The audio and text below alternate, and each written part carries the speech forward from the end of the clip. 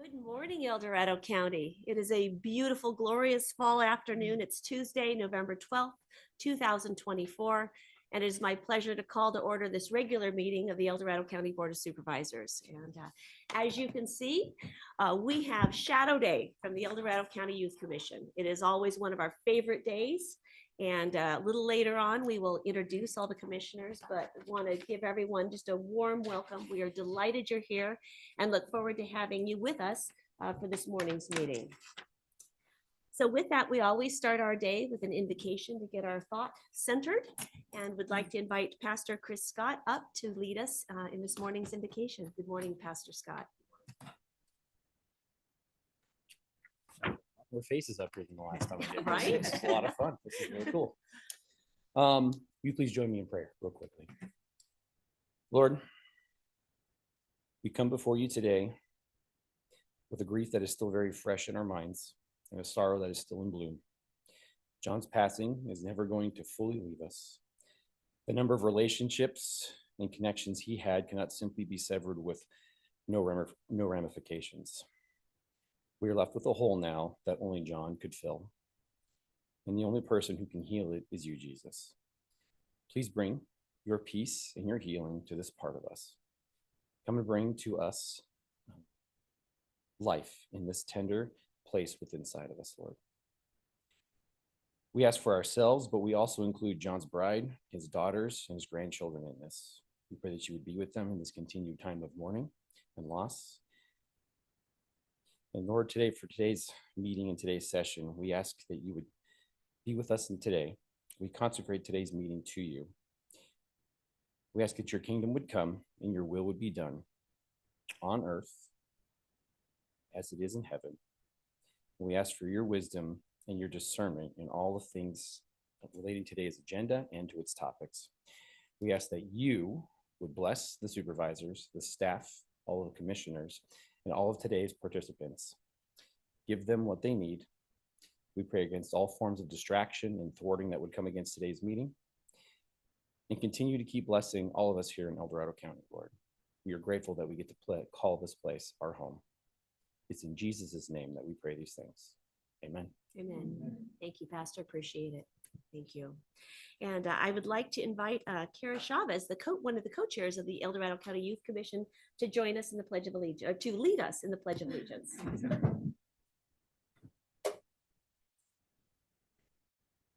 I pledge allegiance to the flag of the United States of America and to the republic for which it stands, one nation, under God, indivisible, with liberty and justice for all.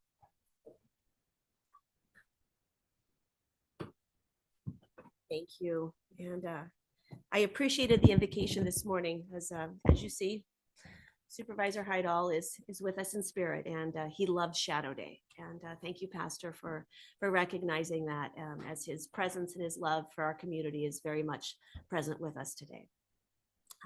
We now move into the adoption of the agenda and approval of the consent calendar. At this time, are there any changes to the agenda? And I will look to our clerk or our CAO.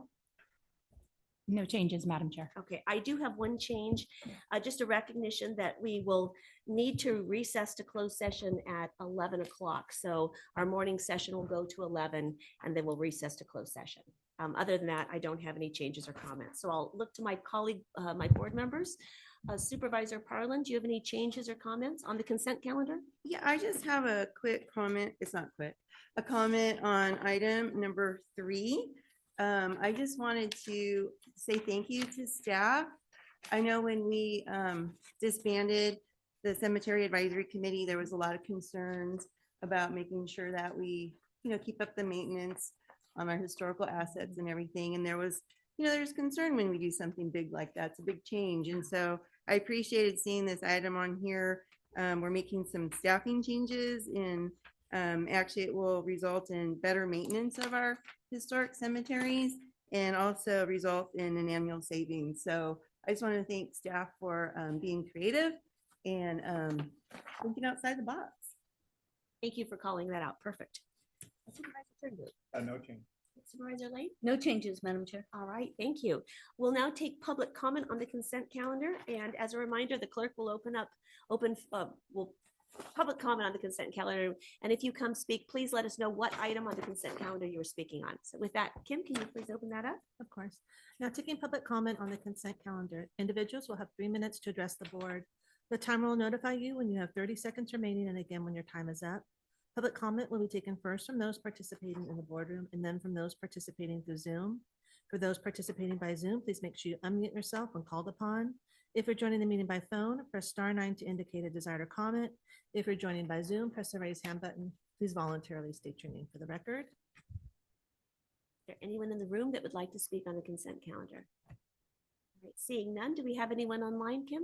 Now taking public comment from online participants. Now taking public comment from Linda Campbell. Good morning. Good morning, everyone. Linda Campbell, El Dorado Hills, and I want to say welcome to the Youth Commission. It's great to see y'all there and being involved. I actually want to question item number 19 on the consent calendar. So this to me appears to be an RFP specific to a commercial building proposal. I didn't think that we planned that much in advance and would spend our funds on a proposal. And I'd say that primarily because, for example, had some road work done Governor's Village this year, which was good. I have seen a lot of complaints from people. Some people saying they called the planning department or DOT and got no response from the planners. A lot of complaints of shoddy work. Just this morning, I was walking my dogs and there's already cracks in the pavement. So I just question the purpose for us doing an RFP that seems to be solely being driven by a development proposal in that area, and then not taking care of the county roads for existing citizens. That's what I have. Thank you. Thank you for your comment. There's no additional public comment. All right.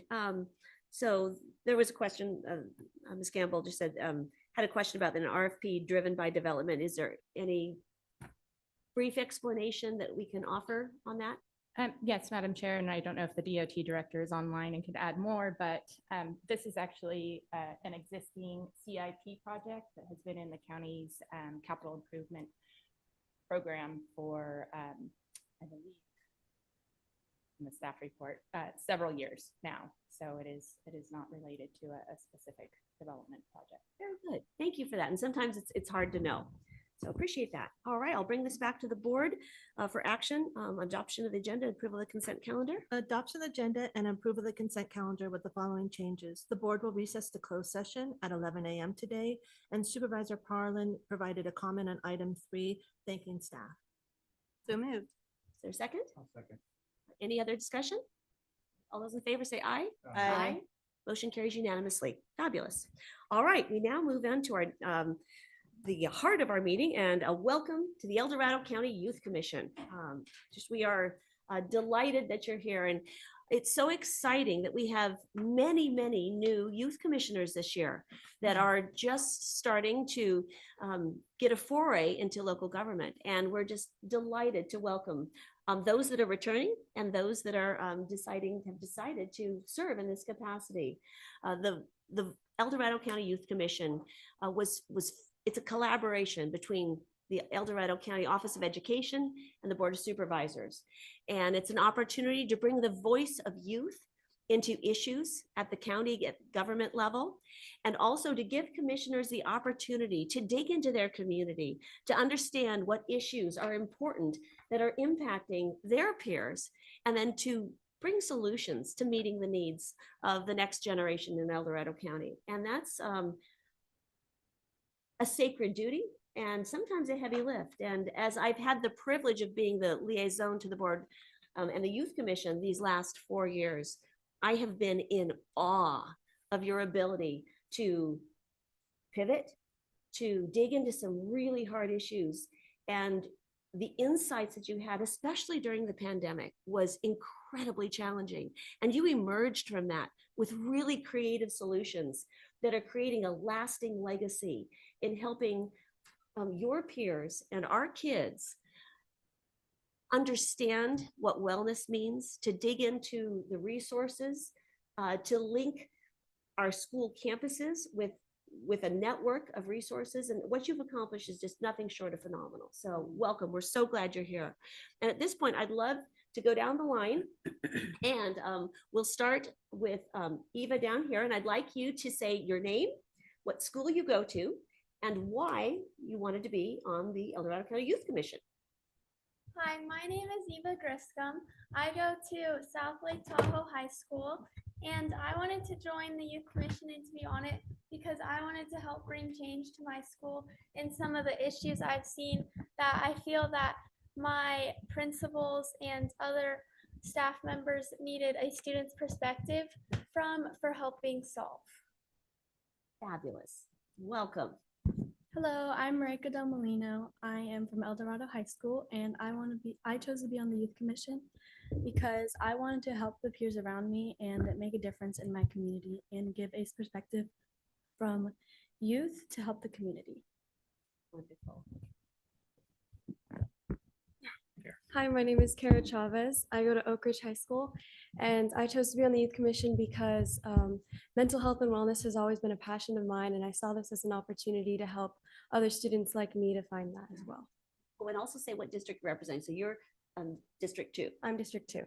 And that was District That 5. was District 5. Perfect. They're the best. Hey, District hey, five. hey, hey. Hello, my name is Amelia Leo Frazee, and I go to Ponderosa High School, and I'm representing District 2. I wanted to be on the Youth Commission because I wanted to make a difference in my community and give perspective of like youth to local government and create change for the better. Hello, I'm Caitlin Fuller. I'm from Union Mine High School, and I'm representing District 3. The reason why I wanted to be on Youth Commission is I wanted to get a little bit more knowledge in the government and how El Dorado County works, and also to understand and make my school better for all the students that go there and the future to come. Hello, everyone. My name is Anna Schifferly, and I'm from Union Mine High School. I represent District 3. And the reason why I wanted to be on the Youth Commission is because I wanted to give back to my community. I really think that El Dorado County is such a beautiful place to live, and it's given me so many opportunities. And I want to give other kids opportunities that they don't think they may be able to have. Yeah. Welcome. Hi, I'm Karen Smith. I go to El Dorado High School and I represent District 3. And I wanted to be on the Youth Commission because I saw it as an opportunity to work to support my classmates and my friends in ways that they can't support themselves, and create solutions to help improve their lives and just be a voice for them. Hi, my name is Sophia Sumiyamoto, and I go to Oak Ridge High School, and I represent District 1. I chose to be on the Youth Commission because I think it's so important to have youth perspective in making change for youth, and being able to see what kind of issues that we are having, and so that we can work to find solutions. And Sophia also serves on the county's Behavioral Health Commission, which is a complex commission, and your voice is really critical on there. Thank you. Welcome.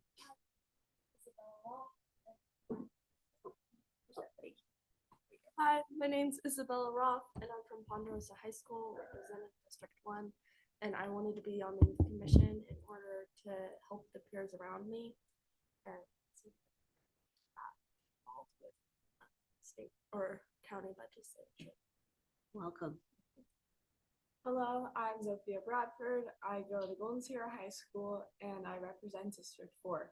I wanted to join Youth Commission and be a part of this amazing group of people because I really wanted to get involved in my community and just kind of branch out my network and be able to meet new people who go to different schools but are experiencing similar issues, and be able to work through them with our whole community. Yes, welcome. Hi, I'm Ella Anderson. I go to Oak Ridge High School, and I'm the county rep for District 1. I wanted to join Youth Commission because I wanted to connect Oak Ridge with all of the different schools in El Dorado County and learn from all these amazing commissioners about how to lead and how to problem solve. And I also really liked how they have so much passion in their work and how they really want to work towards solutions in our youth. Welcome. And then last but certainly not least. Hello, everyone. My name is Sudit Mazumdar. Currently attend Oak Ridge High School, and I am supporting the clerk. And I wanted to join Youth Commission because I love helping the community out and doing community service. And I thought that the Youth Commission was something different, and I was really interested and motivated by the work that they've done, and I just really wanted to be a part of it. So I'm super honored to have this position right now. Well done, everyone. And boy, doesn't this give you just hope for the future? Let's give them a round of applause. An incredible group of young people. And with that, this board is now going to leave and let you continue on with the rest of the meeting. Just kidding. With that, it's my pleasure to invite up Dr. Ed Manansala. We're delighted to have you with us today to introduce who's with you and to just provide a welcome. Thank you for being here. Appreciate it. Good morning. It's great to have this.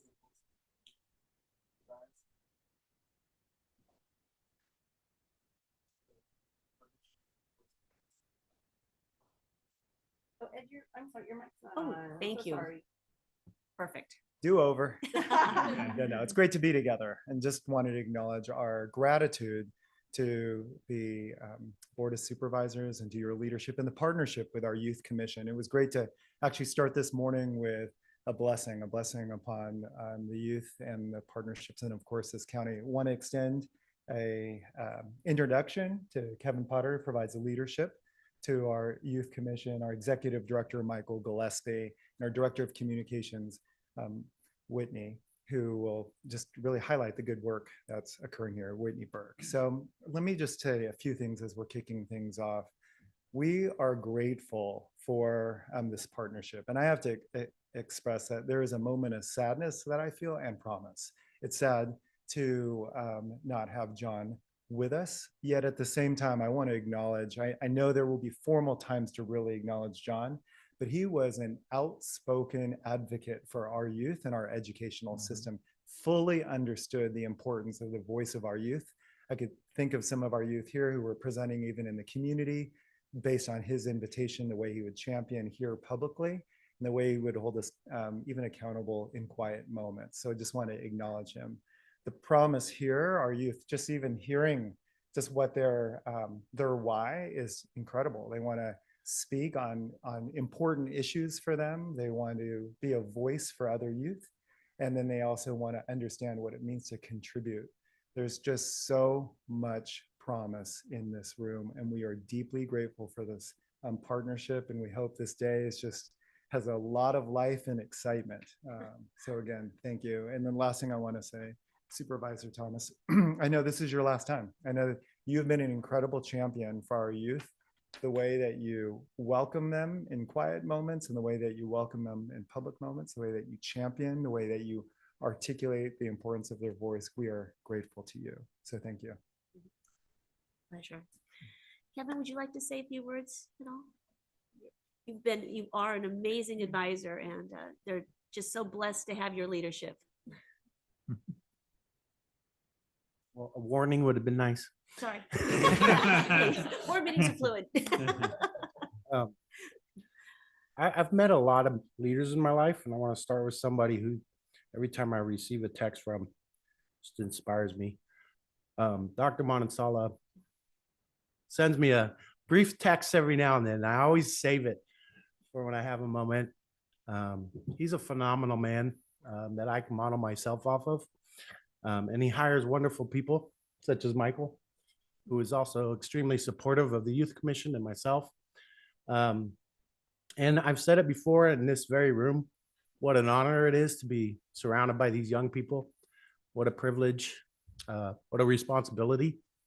I hope I do them justice, but like I told them just last week, every single time we meet, I go home inspired. I go home thinking, okay, things are gonna be okay. maybe not at the pace I want them to be okay, but knowing that they're the baton takers from our generation is comforting, and knowing that as we age out or we choose to go in a different direction, things are going to be all right. These are phenomenal kids, and I love following their lead. Kevin, you hit it out of the park. Thank you. All right. Well, let's go ahead and take public comment if there's anyone that would like to welcome the Youth Commission. So Kim, can you open that up? Of course. Now taking public comment on item number 28, individuals will have 3 minutes to address the board. The timer will notify you when you have 30 seconds remaining, and again when your time is up. Public comment will be taken first from those participating in the boardroom and then from those participating through Zoom. For those participating by Zoom, please make sure you unmute yourself when called upon. If you're joining the meeting by phone, press *9 to indicate a desire to comment. If you're joining by Zoom, press the raise hand button. Please voluntarily state your name for the record. Good morning, Ruth. Ruth Michelson, District 4. I am just so proud to hear all of you, to hear all of you and your statements, well thought through. My daughter, who is now 33, who lives in the Bay Area, was on the Youth Commission. She went to Union Mine, and it was just a wonderful training ground for her to do all of the wonderful work that she has done. She went on to Davis. She got her degree, her undergraduate degree in sustainable agriculture, and then has since gone on to get her master's degree in social change. I won't list all the things that she works on, all the projects for the underserved community, but I'm very proud of her. And what I see today is that you all are in that same position of that training ground of being leaders, of being problem solvers, and taking on issues that are important to you as you move on into the world. And it just warms my heart. And especially the elephant in the room is there are so many of you that are women, that are females.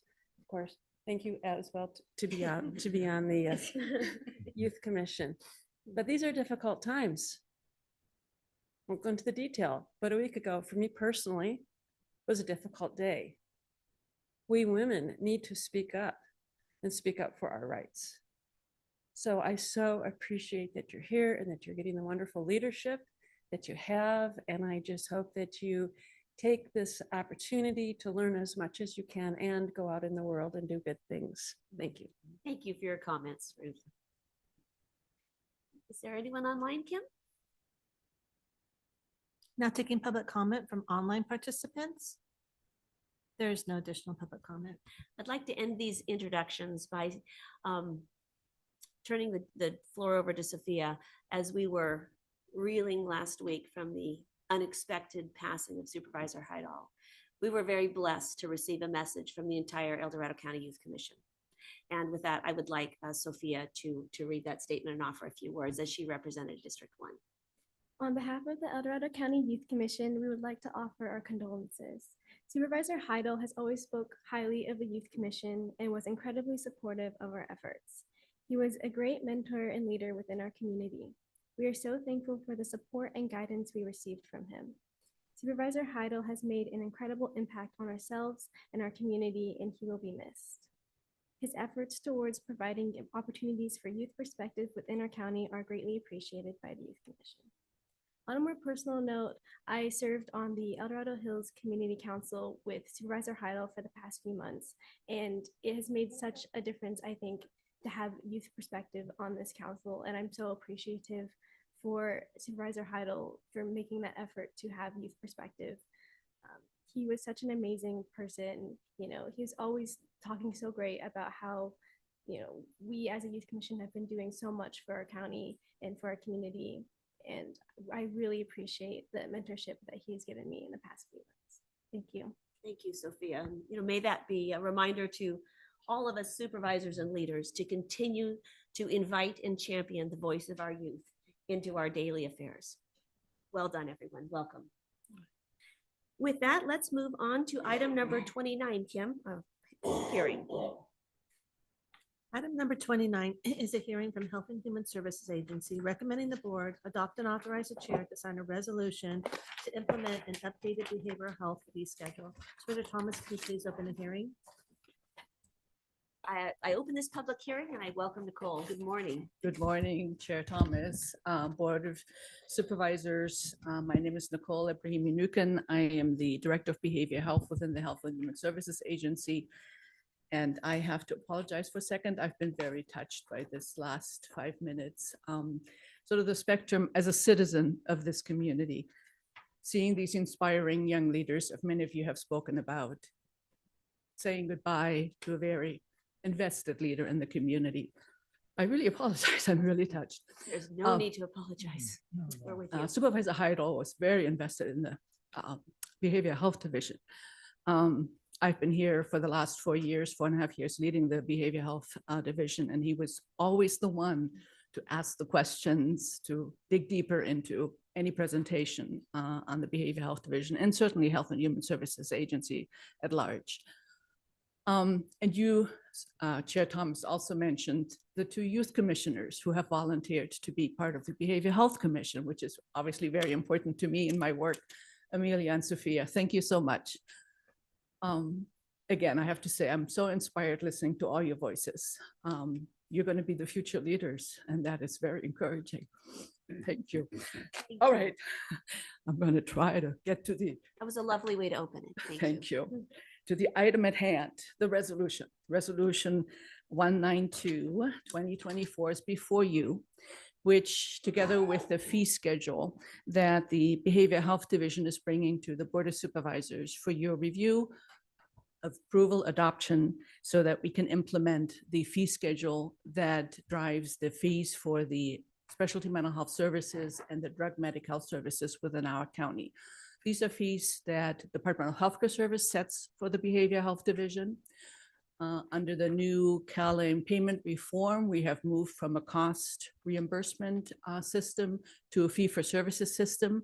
With that, these fees for our services are set by the Department of Healthcare Services, and it is upon you to review them, and we hope that you would be willing to approve them. I'll open up to any questions that you may have for me. And so, Nicole, once again, the board staff report notes that by approving the Behavioral Health Division fee schedule, which, as you noted, that are set by the state, we don't have discretion in that. Correct. But that will allow us to bill for 3 additional programs in our county, which are the Crisis Care Mobile Unit, Crisis Residential Treatment Day Program. Correct. And Adult Residential Day Program. So without taking this action today, those programs would not be able to be implemented. Correct. We wouldn't be able to move forward with. And I think that's implementing this. really important to Thanks for recognize, highlighting that. especially the Crisis Care Mobile Unit. Can you just briefly describe that to our youth commissioners? So that's Sure. a really exciting new program. Yes. So as a county behavior health division, with our contract with the Department of Healthcare Services at the state level, the Behavior Health Division is responsible for addressing crisis needs, mental health crisis needs in the community. Oftentimes, mental health crisis needs come as a co-occurring situation for both mental health and substance use crisis needs as well. The Department of Healthcare Services actually is governed for Medicaid services, which California Medi-Cal is actually governed by the federal state, the Center for Medicaid and Medicare Services.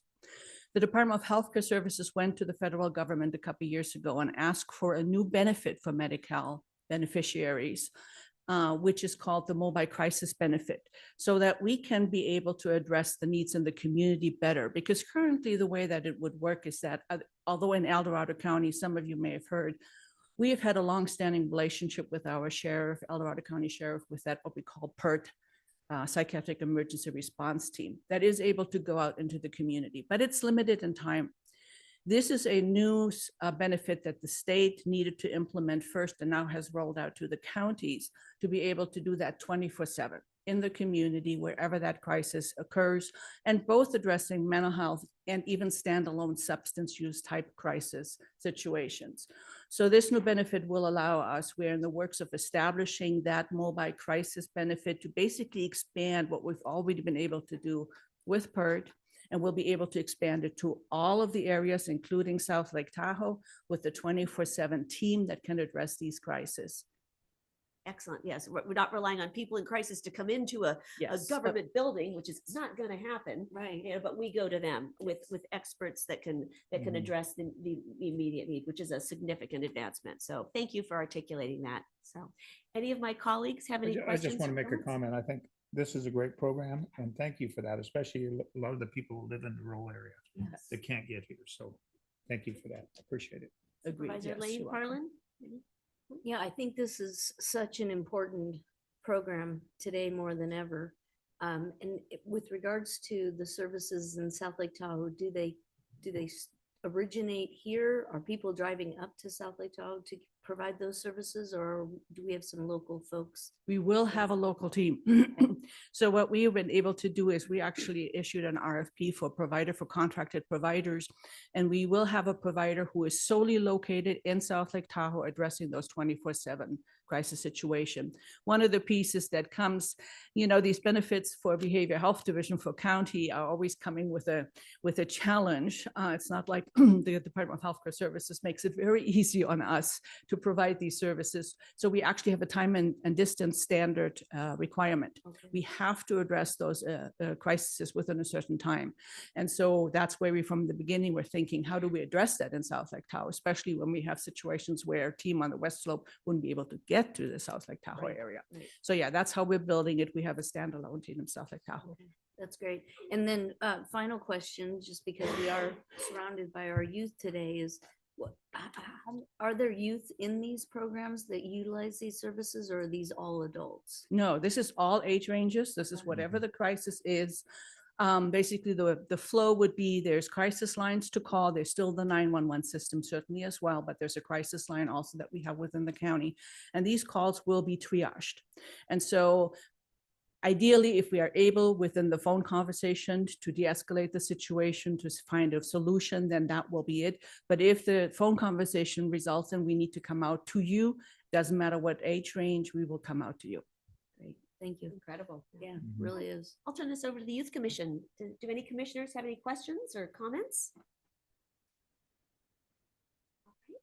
Seeing none, let's go ahead and take public comment on this item, Kim.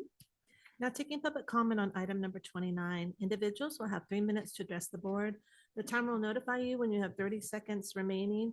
And again, when your time is up, public comment will be taken first from those participating in the boardroom and then from those participating through Zoom. For those participating by Zoom, please make sure you unmute yourself when called upon. If you're joining the meeting by phone, press *9 to indicate a desire to comment. If you're joining by Zoom, press the raise hand button. Please voluntarily state your name for the record. Not seeing anyone in the boardroom. Now taking public comment from online participants.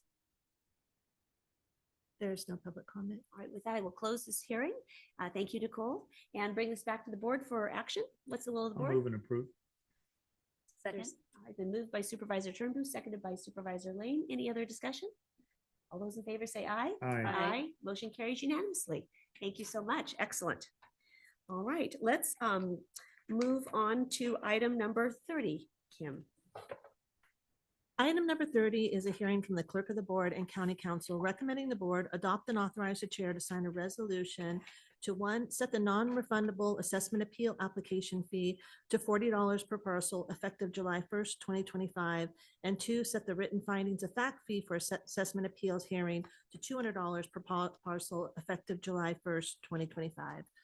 As you can see with the way the board item has written, it's been a considerable amount of time since the fees have been visited. We worked extensively with county council, and the clerk staff reached out to every county within the state to find out what the assessment appeals fees they were charging. We feel that what we proposed is very much in line and very still reasonable for people to appeal, yet not cause a financial hardship. County council felt that when they were preparing the findings of fact, that the nominal fee that was currently being charged wasn't nearly adequate to cover the extensive amount of time that they had to spend responding to and preparing the findings. And that's why we're bringing an item to the board. And I think I forgot to ask you to open the hearing. Oh, with that, I open the public hearing. I apologize. I got kind of carried away. With that, I'm not sure if county council has anything to add, but We did extensively look at other counties to make sure that we weren't out of line with what we were requesting, yet making it still something that people could afford to do.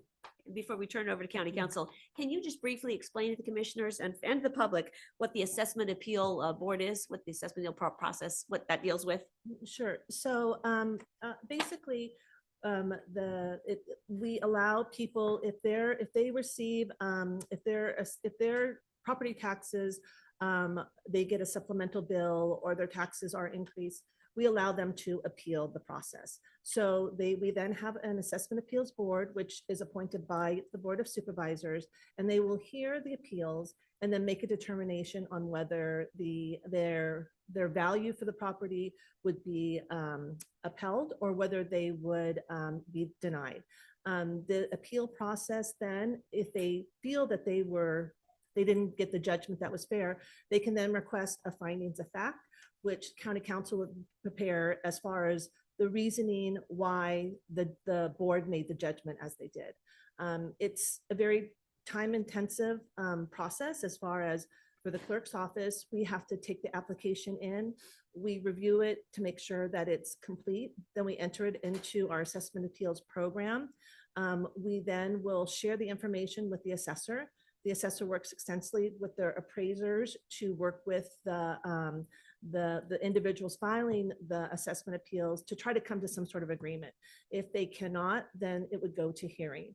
Then the clerk's office would try to coordinate, which in itself between county council, assessor, us, the boardroom availability is a challenge in itself. It may sound very simple, but we do spend quite a bit of time just trying to get the assessment appeal scheduled. Then after that, we have 45 days prior to the hearing to notify all the individuals of the date and time of their hearing. The day of the hearing, we have already prepared the agenda in conjunction with county council. And we currently have 3 days held for our assessment appeals hearings. After that, we will then produce the minutes. And then we will also send whatever the judgment is out to all the assessment appeal applicants. That was an excellent explanation. Very, very helpful. Yeah, we don't take public dollars lightly. And there's a process and checks and balances in our government system. And I would like to give a shout out to our assessment appeals board. They are a very committed group. It's often very difficult to find someone with the qualifications to sit on that. We currently have an assessment appeals board who had last year some very extensive hearings and boxes, literally boxes of documents they had to refer. And they get a very nominal fee, almost nothing for being on the board. They do it for their community. So I would just like to say thank you to them because they do spend an extensive amount of time making sure that the citizens are heard and fairly what they're proposing is considered. Excellent. Thank you so much, Kim. County Council, do you have anything to add to that? Just briefly, I just the finding of fact fee, as you see, is being increased from $40 to $200. And having personally prepared findings of fact for the Assessment Appeals Board, I can tell you that it is a very time-consuming process. Even when a party may be submitting draft findings of fact to the Assessment Appeals Board for review, even that can be very time-consuming. So I think this is, it's a good step to try to get some level of cost recovery, but to be clear, there's still quite a bit of effort, even beyond the amounts that the fee would compensate the county for. It's very helpful. Thank you. And I was negligent in my introductions. You met our CAO, Tiffany Schmidt, in the hallways, but I'd like to introduce David Livingston, and he is our head legal counsel for the county. And so make sure that we're always on the right track legally. So thank you, David. Any of my colleagues have any questions or comments? Yeah, I have a few questions, and normally I usually reach out on Mondays with these kind of questions, but we had a holiday yesterday, so I'm asking some very fundamental basic questions that could have been answered on a Monday and then shared on Tuesday, just so you know. And so county council, you might not have the answers to these, but I'm guessing we do. I'm just trying to understand, and I get it, we have to do this, and it's actually, I think it's a very expensive process, and that's what I was trying to get a feel for is, in a typical year, how many of these hearings do we normally have? And I know they can go on for days. We had a really big one last year, the year before. I mean, and what is that? Can can you even give a ballpark cost to the county of what a typical appeal does cost? I mean, all of it, just to give folks an idea. We're really not recouping anything at all, hardly. Yeah, so some of this I would have to defer to Kim as far as the cost of the appeal process. The Assessment Appeals Board typically meets once a year, sometimes twice, depending upon the nature of the issues and the timing. But the agenda for that is very extensive. I would say, in my experience, typically there's probably no more than a small handful that actually go to actual hearing. Our assessor does a really good job of trying to negotiate resolutions before the hearing commences.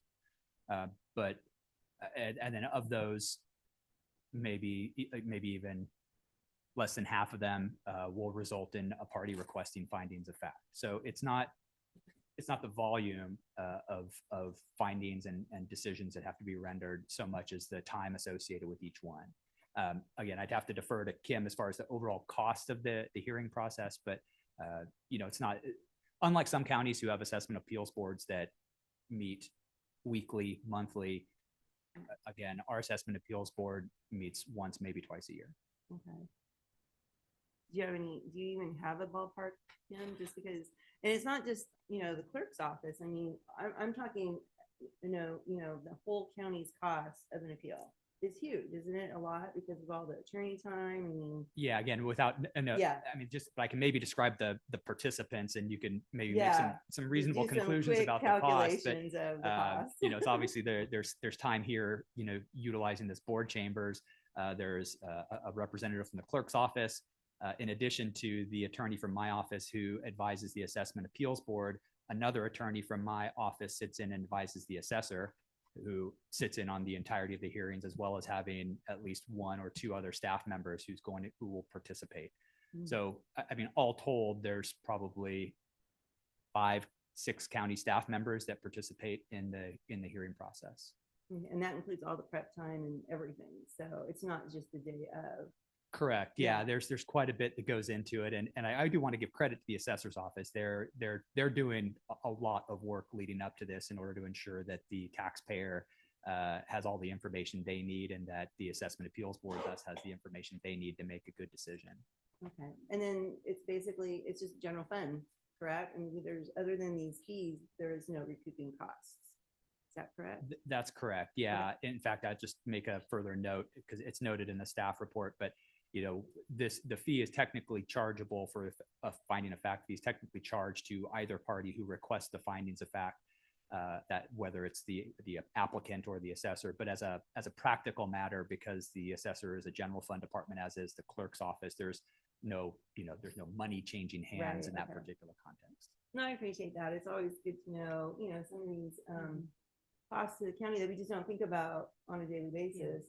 And we do appreciate that, our residents do have this opportunity for an appeal if there is a concern. So thank you for that. All right, thank you. Supervisor Turnbull, Supervisor Lane, any questions, comments? No.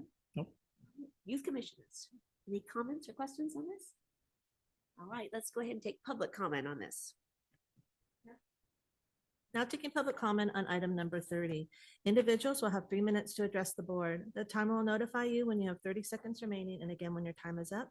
Public comment will be taken first from those participating in the boardroom and then from those participating through Zoom.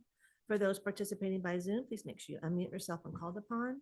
If you're joining the meeting by phone, press *9 to indicate a desire to comment. If you're joining by Zoom, press the raise hand button. Please voluntarily state your name for the record.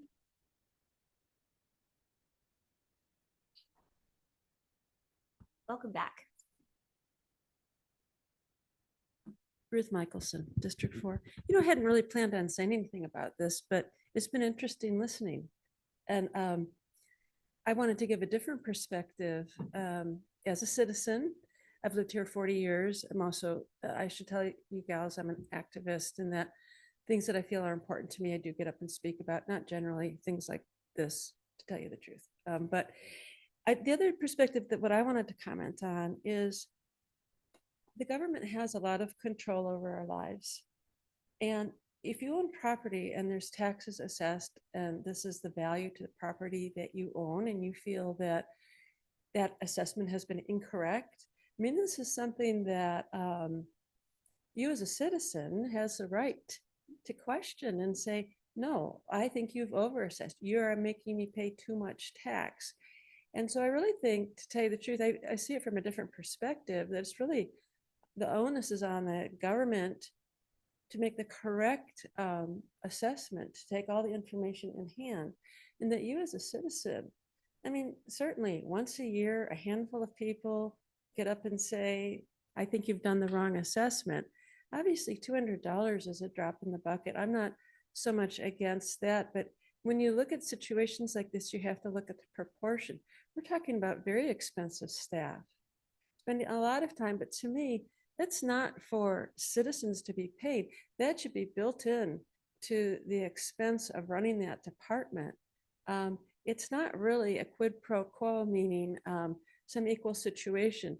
The citizen has the right to question, and I don't think the expense of that questioning, which I'm sure it goes into the thousands and thousands of dollars, I'm sure.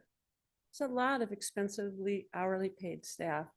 So, okay, you're doing a tenfold increase. I couldn't follow the numbers from 40 to 200, whatever. It shouldn't stop anyone from, it's not so onerous that a person, I would hope, couldn't come up with $200.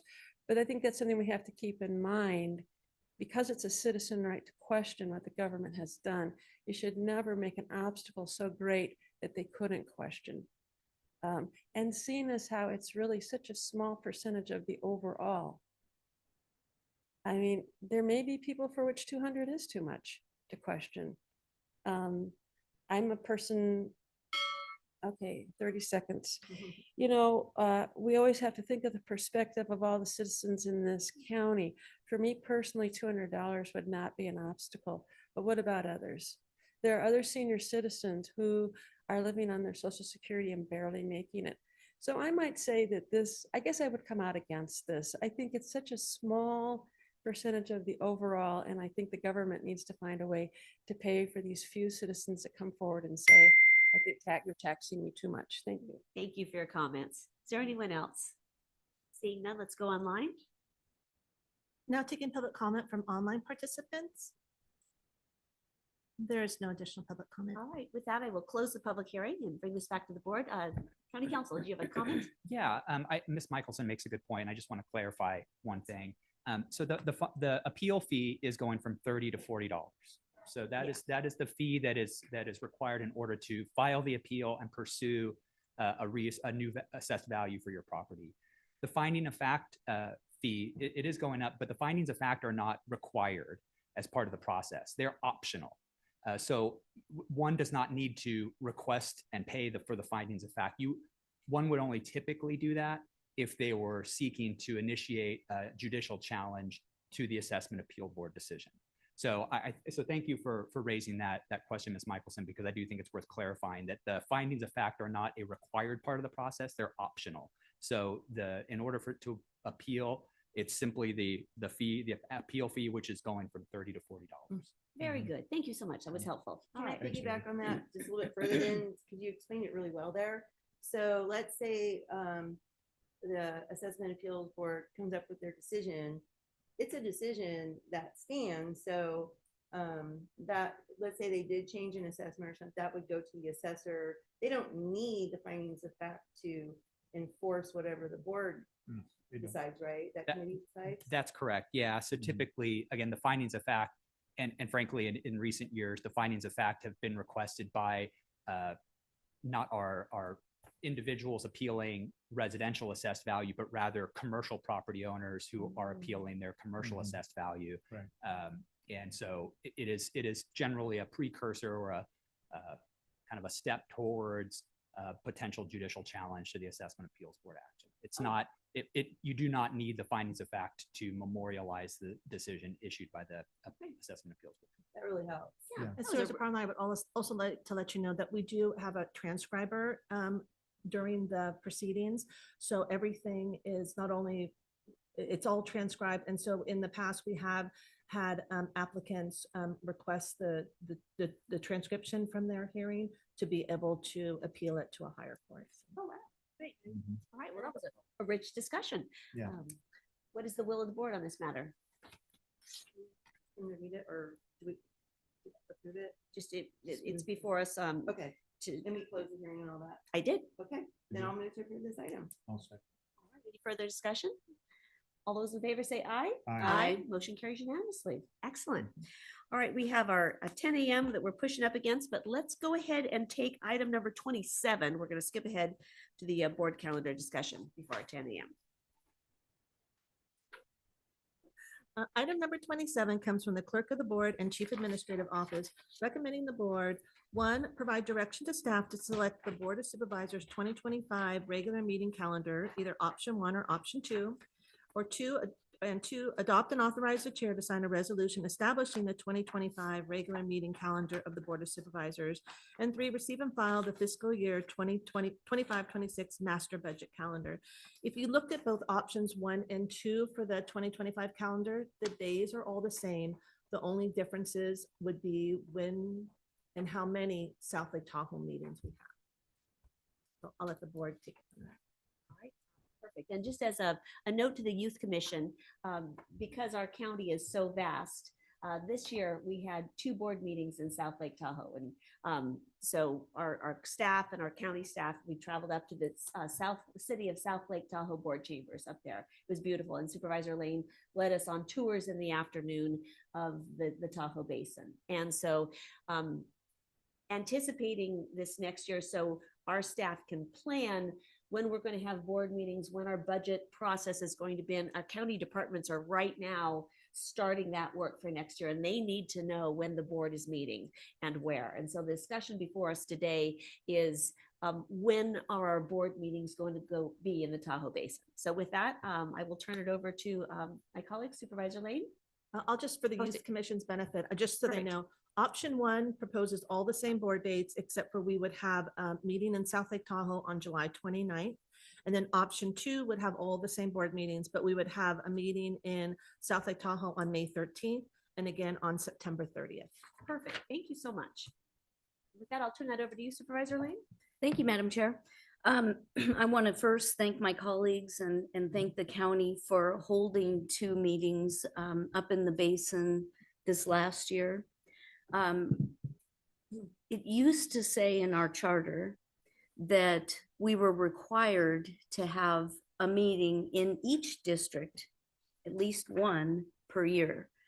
That got changed through the process of us evolving, and it now says that you may.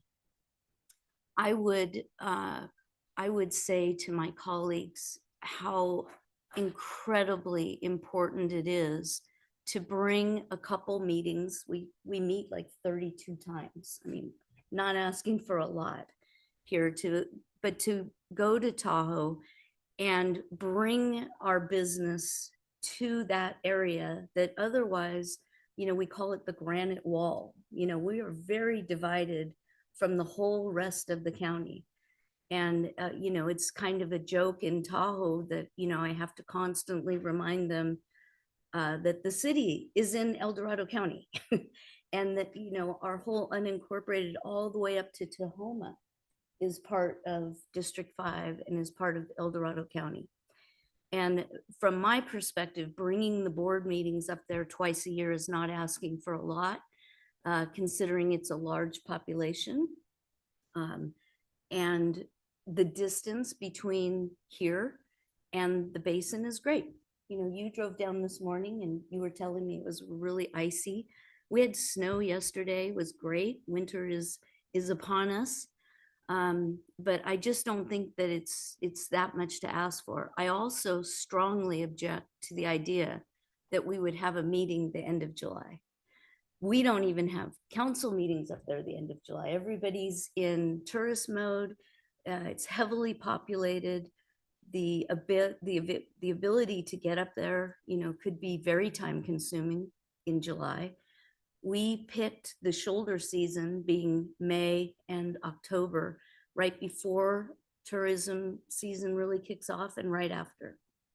And I would also like to comment that it doesn't have to be like a South Lake Tahoe meeting or a Tahoe focused meeting. We could just bring a regular board meeting up there It doesn't, I've taken advantage of the fact because I adore my colleagues and I'm passionate about Tahoe. And I want you all to share in that passion and understand some of the differences in our needs. So I've wanted to take advantage of the time that I have you up there to be able to show you things that otherwise you might not see. But it doesn't have to be like that. It could just be a regularly scheduled Board of Supervisors meeting held in Tahoe. So I strongly support option number 2 and am not feeling option number 1. Very good. Thank you. Thank you. Any other colleagues? I'm gonna wait till public comment. All right, Supervisor Turnbull, do you have anything? Not yet, All not right. at this time. Do any of the youth commissioners have any questions or comments this time? All right, let's go ahead and take public comment on this item, Kim. Now taking public comment on item number 27. Individuals will have 3 minutes to address the board. The timer will notify you when you have 30 seconds remaining, and again, when your time is up. Public comment will be taken first from those participating in the boardroom and then from those participating through Zoom. For those participating by Zoom, please make sure you unmute yourself when called upon. If you're joining the meeting by phone, press *9 to indicate a desire to comment. If you're joining by Zoom, press the raise hand button. Please voluntarily state your name for the record. Would anyone like to weigh in on our calendar next year? Why not? Ruth Michelson, District 4. I want to say it's really difficult when the board chooses to have their discussion after comments because whatever we say, we can't respond to what the board says. So I've said this in other instances also with City Council. Please have your discussion first and then let us have our comment. But that's not your choice today, so I'll go ahead and comment. Yeah, look, Tahoe is not only isolated by the mountain range, right? But I think the other important aspect to think about is in this county of 200,000 people, we only have 2 cities. We have the city of Placerville and we have the city of South Lake Tahoe. Placerville is about 11,000. I think Tahoe is about 20,000. It is interesting to know that El Dorado Hills has about 50,000 people, but is not a city. Anyhow, I think there is that feeling of isolation that this Board of Supervisors, I've gotten feedback from people in the Tahoe area that they don't really feel a part of what goes on here at the county seat and with the Board of Supervisors. And so I really, really would suggest you continue on with your 2 meetings a year. I think, and I have to concur that July, oh my gosh, I mean, I'm a merchant downtown. I know what traffic is like on 50. And also, do you remember last July? It was hotter than Hades every single day, and everyone was going to Tahoe to get out of that heat. So I'm saying good luck to you all if you want to go up to Tahoe in July. I like the idea of the 2 shoulder months. I think that makes a lot more sense. First of all, I like the at least 2 meetings there and drawing in your population part of the county that's on the other side of the big granite wall. So anyway, that's my thought on that. Thank you. Thank you for your comments. Is there anyone else? Seeing none, let's go online. Now taking public comment from online participants. There's no additional public comment. Bring this back to the board for discussion. All right, I'm gonna chime in. And this is gonna sound really harsh. Supervisor Lane, I feel that you personally are perpetuating the notion of a granite wall. You make comments at board meetings often about the West Slope versus the Tahoe Basin. And I wanted to talk to you about this outside of the meeting, but we didn't get together yesterday. And it needs to stop. It really does. I have been so supportive since I've been on the board, prior to being on the board, of concerns in Tahoe with the residents. And yet you still find opportunities to be divisive. So I like this calendar that we came up with, the days for the meetings. The draft that I saw had some 4-week in a row spans of board meetings, and I gave some input on that to get rid of that so that at most we have 3 in a row, which is exhausting when you go beyond that. We have a nice spread of 2 weeks off. There's about 4 of them, I think. But, and the reason that I didn't support your 2 meetings in Tahoe is because in the one in May is in May of 2023, we got snowed out. And it was funny. One of our big discussions, one of our first big discussions about VHRs was supposed to be on that day. It was May 2nd, I think it was, of 2023. And because it was VHRs and so Tahoe centric, you asked us to postpone that item, and instead you created that working group, which we all know how that went. So I don't think that having a meeting planned in May is a good idea at all, because the odds of it getting snowed out are very great. And then we're trying to plan ahead. We shouldn't plan for potentially being snowed out. So I get what you're saying about July might not be good. Fine. But we do meet on Tuesdays. I don't think it's the heaviest travel day of the year, of the week either. So I'm going to suggest that we simply choose the calendar days that we have here and the meeting dates, and wait to choose our Tahoe dates when we have a new full board. That's my motion. That is a motion? Yes. All right, is there a second on that motion? I'll second that. Okay, it's been moved and seconded to approve the calendar dates as is, but when the board turns over in January, to have that discussion with the new board as to when the Tahoe meetings will be held. All right, additional discussion. Yeah, and under additional discussion, and I think it's really important for our youth to kind of see how this process works, and the fact that we're elected officials, we represent certain geographic areas and certain residents. But when we come together down here, we represent the whole of the county. And we do disagree, and that is okay. It's important that we do it in a respectful manner. But I really like that we're kind of having this weird discussion about something fairly unimportant, Right. right? The calendar. But you're seeing kind of, you know, some dialogue between people where, you know, my colleague has just referenced that she thinks that by my bringing up the fact that Tahoe, the basin, I call it the basin because it includes Tahoma, includes Meeks Bay and Fallen Leaf, includes all the way down to Pollock Pines, which even Pollock Pines feels disenfranchised from the county in a lot of ways. And I think it's very important that whenever we have discussions about El Dorado County and the basin is left out of the conversation, I think it's my job to say, wait a second, what about? How does this affect? And I really believe that I'm doing the opposite of what you feel I'm doing, which is being divisive. I think even staff, when they present to us, a lot of times will call out, as we did today with Health and Human Services. And we're going to have this program in the basin staffed by people in the basin. Those are important things. Those matter to us. There's no such thing as being snowed out of a board meeting that I have to come to. I drove through snow yesterday to get down here. I drove through snow all of 2023. Every single meeting, I was physically here and present, and it snowed like crazy. So the expectation that I can make it here every single week, or 32 times out of the year, and you're concerned about having a meeting in May because it might snow, in my mind, is just, it's not fair. And thank you for just further illustrating. I'm going to weigh in here, but ladies, Yeah. ladies, I'm going to weigh in here for a minute. I think it's important to recognize that there's a lot to this very simple item.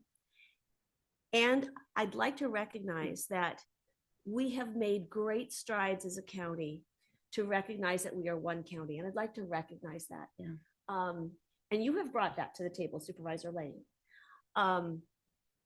We are now talking about this county holistically. We are making decisions from El Dorado Hills up to the Tahoe Basin. And I think it's important that as we move forward, we continue to recognize the progress we have made and not to go back to the way we used to think about our county. We've made progress, and let's move forward from that place of progress. Yes.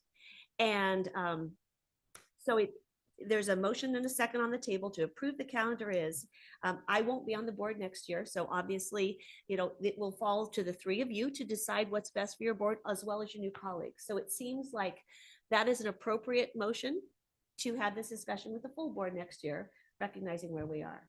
So at this point, I'd like to take a vote. So Kim, can you please read the item? Are you The motion, I'm sorry. Oh, okay. So a motion was made by Supervisor Parlin, seconded by Supervisor Turnbull to approve the matter as presented by staff with the approve the item as presented by staff with continuing the meetings for Tahoe to the first quarter of 2025. Continue the decision, the decision on the Tahoe meetings. Yeah, and just under further comment, Madam Chair, I'm going to support this item because really it's just changing the location and talking about it with the new board is probably a good way to go. So I'm supportive of this. Sounds good. So all those in favor say aye. Aye. Motion passes unanimously. All right, thank you. All right, let's go ahead and move on to our 10 a.m. time allocation, please, Kim. Item number 31 comes from Health and Human Services Agency recommending the board receive and file an annual report from the El Dorado County Community Action Council. Right, we always, and for the sake of Youth Commission, all of our various boards and commissions present annually to the Board of Supervisors and let us know what the work that they've been doing this last year. And I know I'm preaching to the choir for the youth commissioners are back because you present an annual meeting to us, annual report in the spring. So with that, this is the presentation for the Community Action Council, and it's a privilege to welcome you to the board this year. Good morning. Good morning, everyone. It's nice to be here. Thank you. My name is Kelly, and I'm the chair of the Community Action Council. I'm also on the Grizzly Flats Fire Safe Council and a member of Grizzly Flats. It's nice to see so many faces here today. Thank you. Do we have yes, thanks. It's been a while since I did public speaking, so please bear with me. Oh, glad you're here.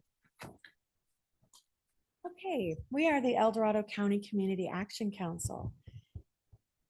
Community action agencies were created by the federal government in 1964 to combat poverty in geographically designated areas. Our local Community Action Council, also known as the CAC, is made up of elected public officials, private sector, community agencies, and low-income representation by residents or organizations. Next slide, please. Our purpose and mission. The purpose of our council is to advise the El Dorado County Board of Supervisors and the Health and Human Services Agency, about the needs of the community, focusing on low-income residents. The council's mission is to provide education to the community on available resources and develop collaborative solutions to improve the quality of life, of our lives. Vision and values. Next slide, please. Oh, thank you. You're on it. The council values the community's needs and connects them with community resources while recognizing the need for a greater change. Focusing on commonality, inclusion, and meeting people where they are to bring people together and improve their lives.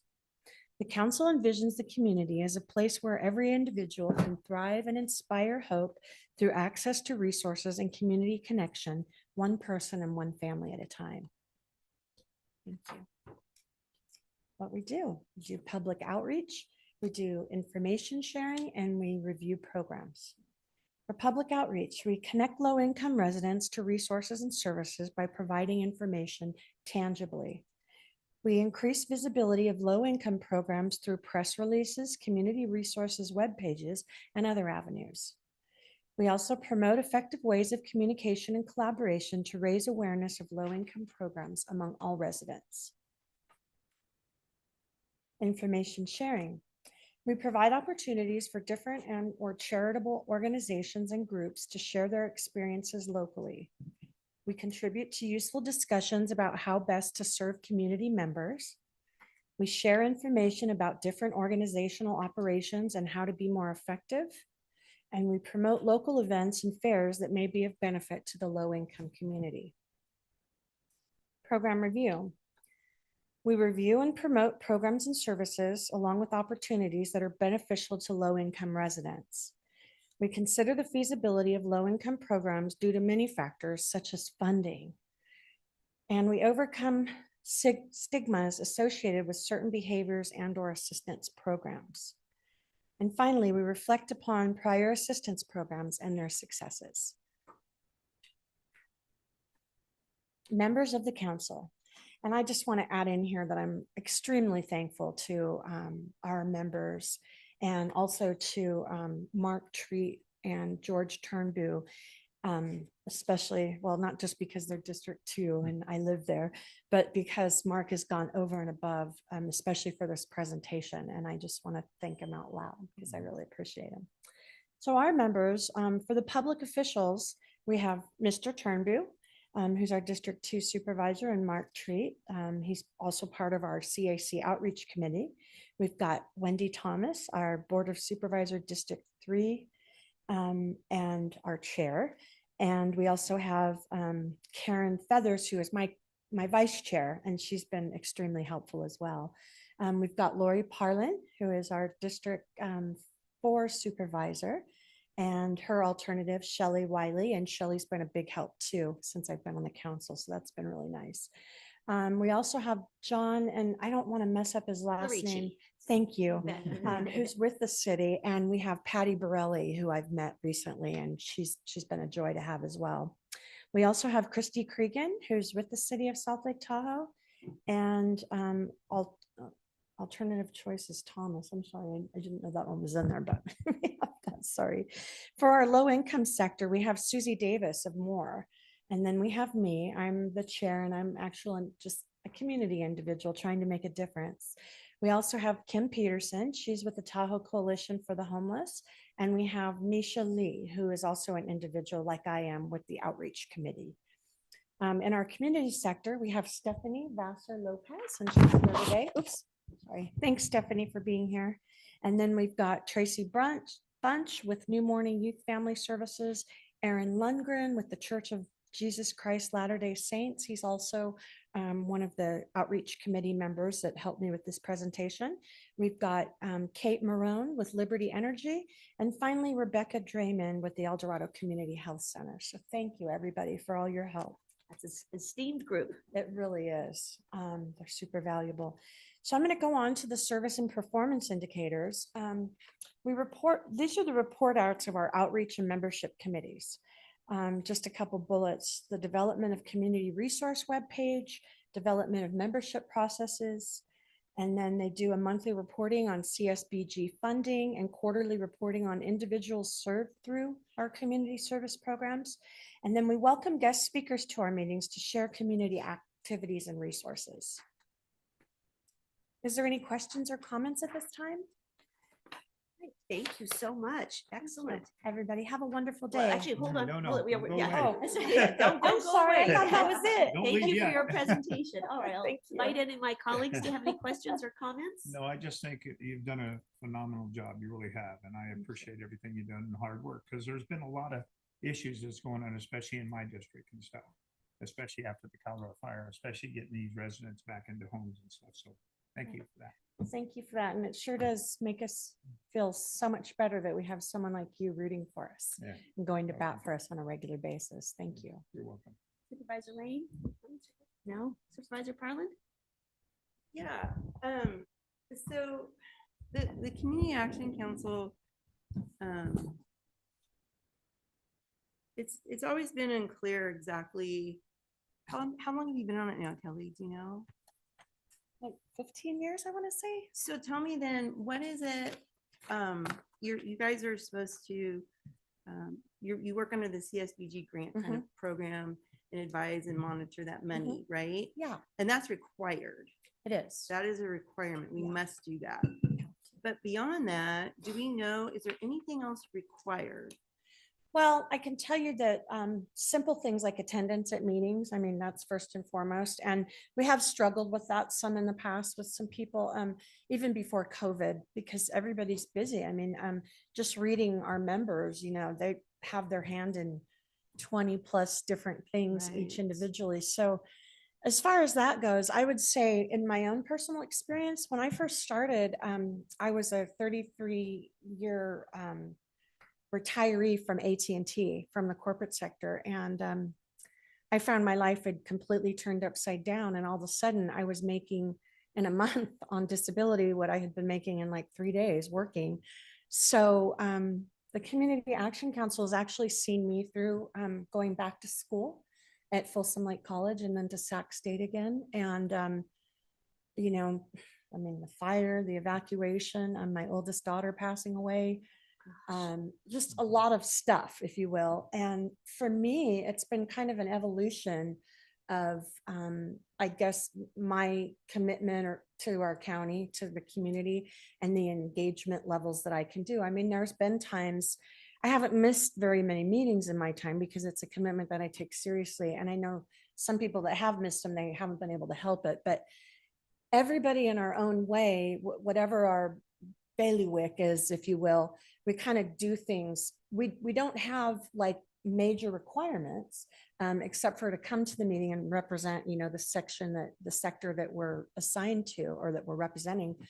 But I know that, like, for instance, we have Susie from Moore, so she gets out in the community. She does a lot of events and there's a big population, that she represents.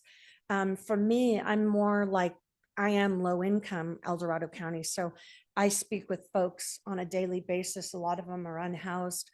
Some of them are just trying to get services at like the local Health and Human Services Department. Some of them need help with, educational goals. And so I've kind of morphed into like a life coach and like just a helper out in the community, as it were. But no, we don't have any stringent guidelines except for to be at the meetings. But I do know that with our new people that are in now, we're really trying to work on some subcommittees, and we're trying to like narrow it down a little bit more to like some tangible, reachable kind of goals that we can have metrics for, if you will. So it's kind of just been a collaborative, collective, everybody do what you can where you are kind of thing in the past.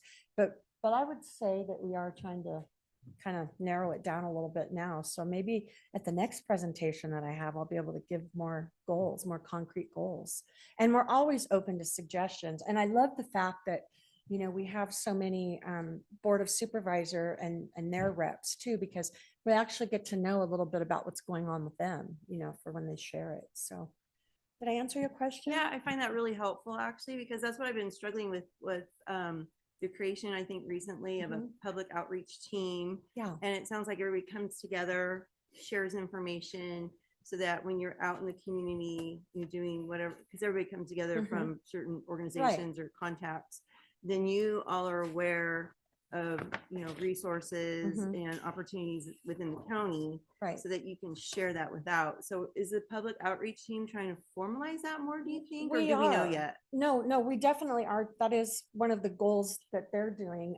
I also know that we're like Aaron Lundgren, he had actually, brought up a really great idea that, each one of us is kind of held a little more accountable, like the one I know is like the Commission on Aging, where you're actually reporting back of what you've done and you're attending different community events, actually doing outreach, advocacy, resource sharing, whatever it is, we need at the time. But yeah, kind of, I think one of the things that we talked about too was to be, if, whoever could be at like the hubs, to kind of get out in the public more. That's where I was headed actually, was that all this information that's coming in, what is the best channel to get it out?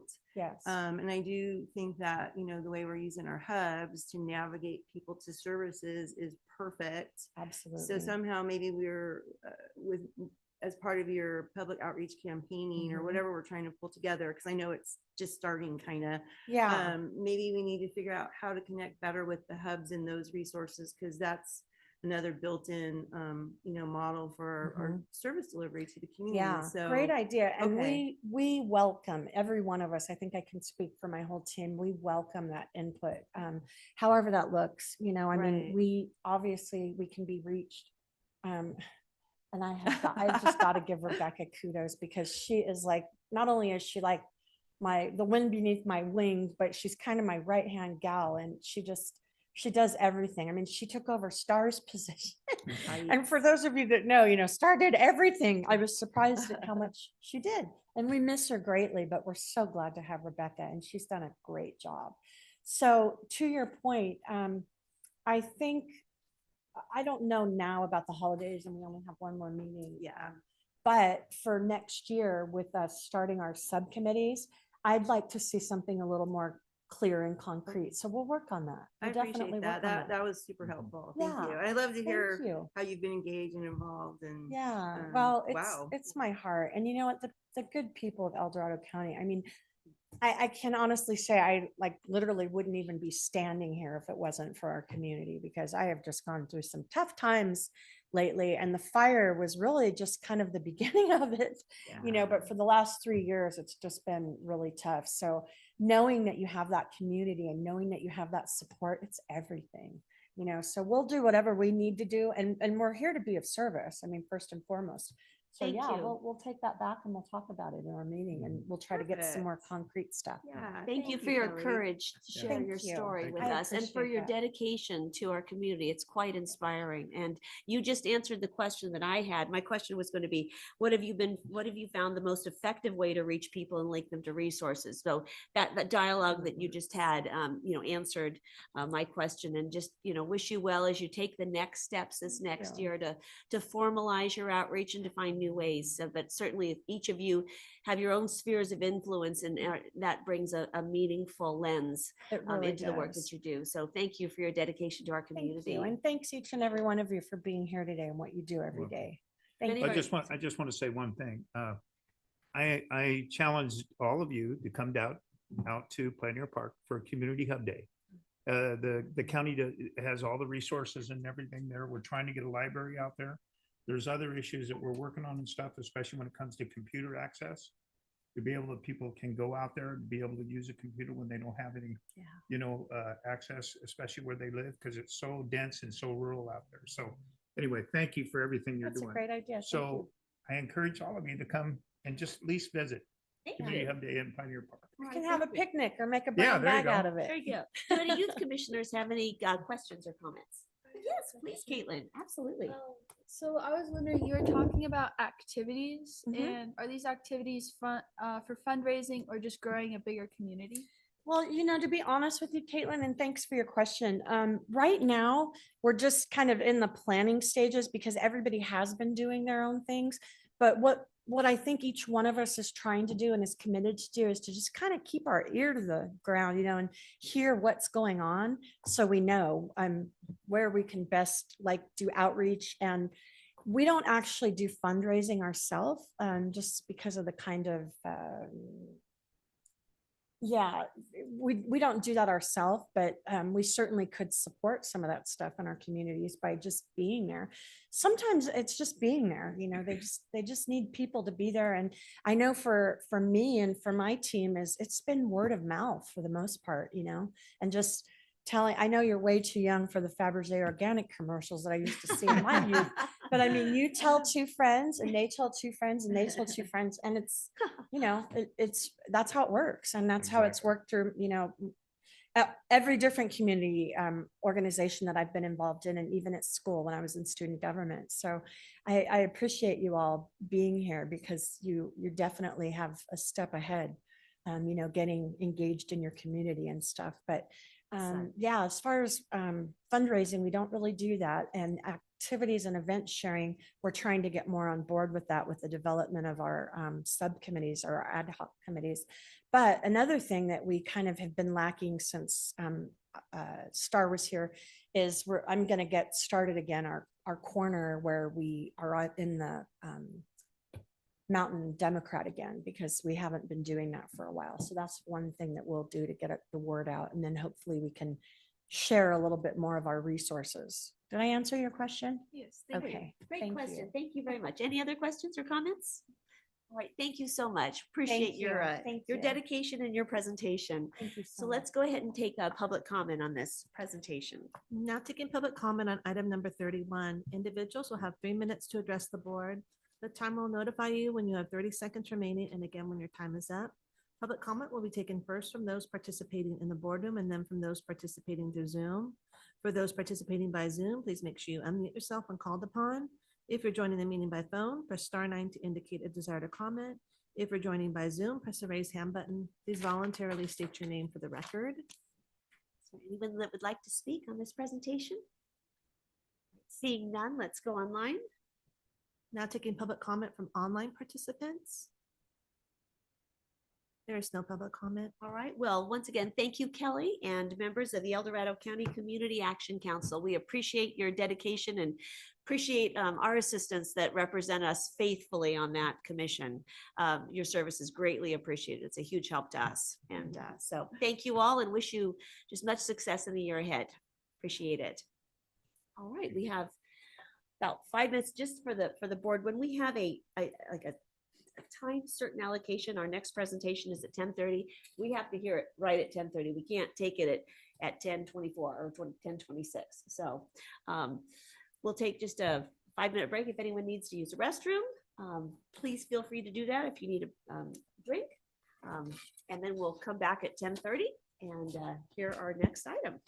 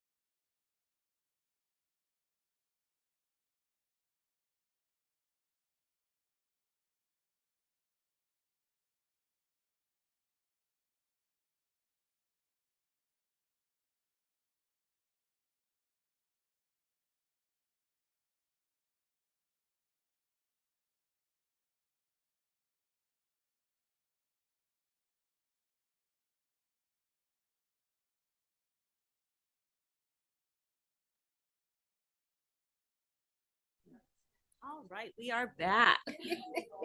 All right, we're going to call this meeting back to order. All right, and we are going to hear. All right, we are going to hear item number 32, which is our Ag Commission update, which I'm particularly excited for. So Kim, can you please open this item number 32? Of course. Item 32 comes from the Agricultural Department recommending the board receive an annual report from the Agricultural Commission for the 2023 and provide direction if necessary.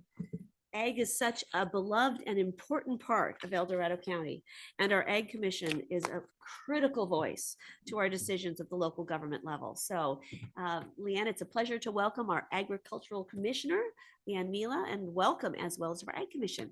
Thank you, Welcome. Madam Chair, Youth Commission, Commissioners. So I think I didn't do a fancy PowerPoint. I think my Ag Commissioners are enough of a prop. But I'm going to just read the kind of mission statement for the Ag Commission, because I really believe it does a really great job of defining what they do. So, and this commission's been around for a long time.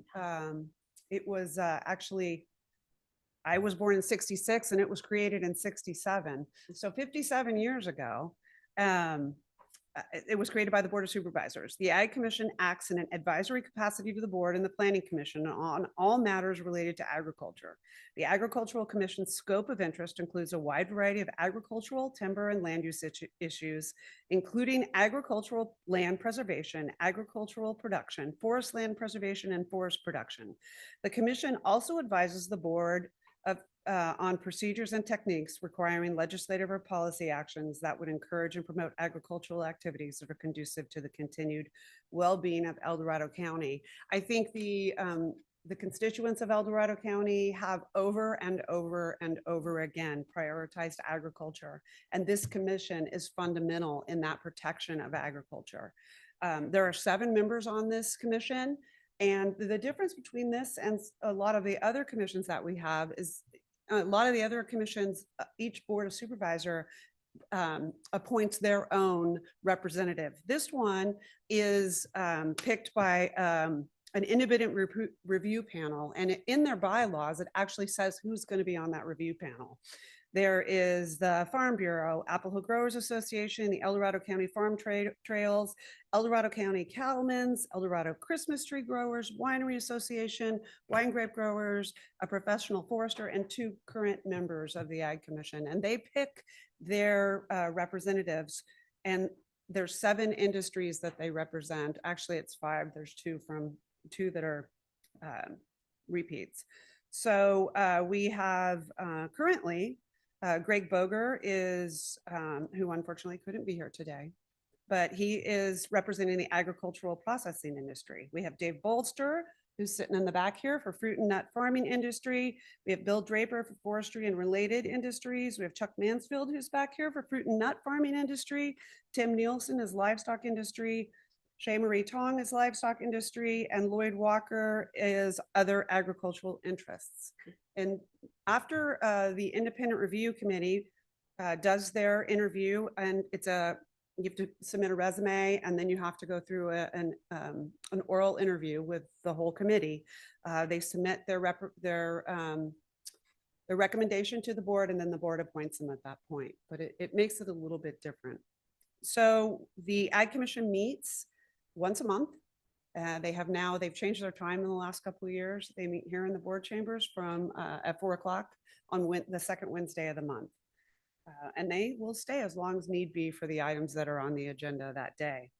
We've had 10 meetings in 2023, and 12 of them were for setback relief. So the Ag Commission is also unique in that setback relief. So when you are bordering a property that is agriculturally zoned, you have a 200-foot setback imposed upon the neighboring parcel for building anything that's a non-compatible use, houses, swimming pools, things like that. But we have a process to where you can get relief if for some reason you need to build within that setback relief. And it can't be that, hey, my view's better here, because we are protecting agriculture into perpetuity. And so you make your case to the Ag Commission. As the Ag Commissioner for the department head, we are staff to the Ag Commission, so we would go out and do a site visit. But the Ag Commission's decision is whether or not you get the setback relief. It doesn't go on to the Planning Commission. It doesn't go on to the board. It can be appealed to the board if they deny it, but it is ultimately the Ag Commission who makes that decision. And so those are the majority of what we do, our setback reliefs, where people have a reason that they need to build within that setback. And I would say in all of my time being staff to the Ag Commission, which has been at least 15 years, the majority of those get upheld because people, they take it seriously that we're protecting ag and they don't just come in with, yeah, my view's better here. We've done 2 accessory dwelling units where they're on ag, and we've done one Williamson Act contract where you are protecting ag with a contract that's going to bind it for 10 years into no development. And then we've also looked at 3 commercial cannabis applications. If it's on agriculturally zoned land or next to, adjacent to agriculturally zoned land, the Ag Commission weighs in on how is that going to affect agriculture with those cannabis items. But on everything that has to do with agriculture, it will come to the Ag Commission. It gets agendized and brought to a public meeting, just like the board, underneath the Brown Act and all of that. So I am going to now open it up if you guys have any questions. And then I might have some of my board member or commission members who want to get up and Actually, talk. let's let any member of the Ag Commission come and present to the board, and then we can ask my colleagues in the Youth Commission if they have any questions and comments. So thank you so much, Leanne. Welcome, Dave. Thank you, Leanne, and good morning, members of the board. Pleased to see our young participants this morning, and my fellow Ag Commissioners. Want to encourage our young participants to vote yes on all of the proposals that come from the Ag Commission. So we know you'll do that. So yeah, thank you, Leanne. I want to introduce our Ag Commission folks. Lloyd Walker, Chuck Mansfield, and Tim Nielsen. A quick shout out to Lloyd Walker. Lloyd, how long have you served on the commission? 40. Okay. Amazing. Well, Chairman Boger has you beat. So service. Chairman Boger's 1976 was the start of his service. So shout out to Greg and Sue and the amazing things that the Boger family's done for El Dorado agriculture. We wish Greg a speedy recovery with his issue right now. He's made such a great contribution, and we're hoping for a quick recovery. So again, as Leanne mentioned, we are tasked per the general plan with as an advisory body to the Board of Supervisors, making recommendations on all things agriculture specific to the ag elements of the general plan. Basically, our task is to promote, protect, and promote the expansion of the ag industry in El Dorado County. And I think we're so blessed in this county to have such a great history of ag commissioners, and as a companion organization, the UC Cooperative Farm Extension Service. Those 2 entities working together historically have just done some magical things for the people of El Dorado County. I want to show you the cover of the 1961 crop report that Ed Delfino generated. The title is Vital Link to El Dorado Economy, and the 1963 report is basically the same thing, foundation of the El Dorado economy. So from an economic development standpoint, I think, of course, we're biased, but we think the ag community and the Ag Commissioner's Office, the Ag Commission, together with the Farm Advisor's Office, I think we've done collectively, and when I say we'll talk about Apple Hill a little bit. We, meaning the Board of Supervisors, the Planning Commission, the Ag Commission, the whole community, we've done amazing things from an economic development standpoint.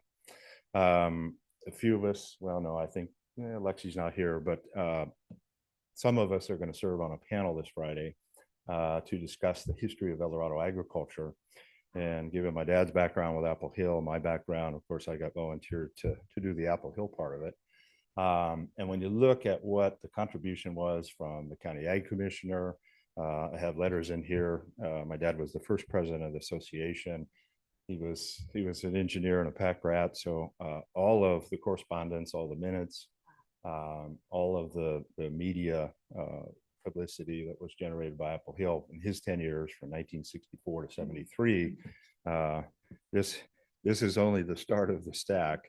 So it's a great and wonderful history.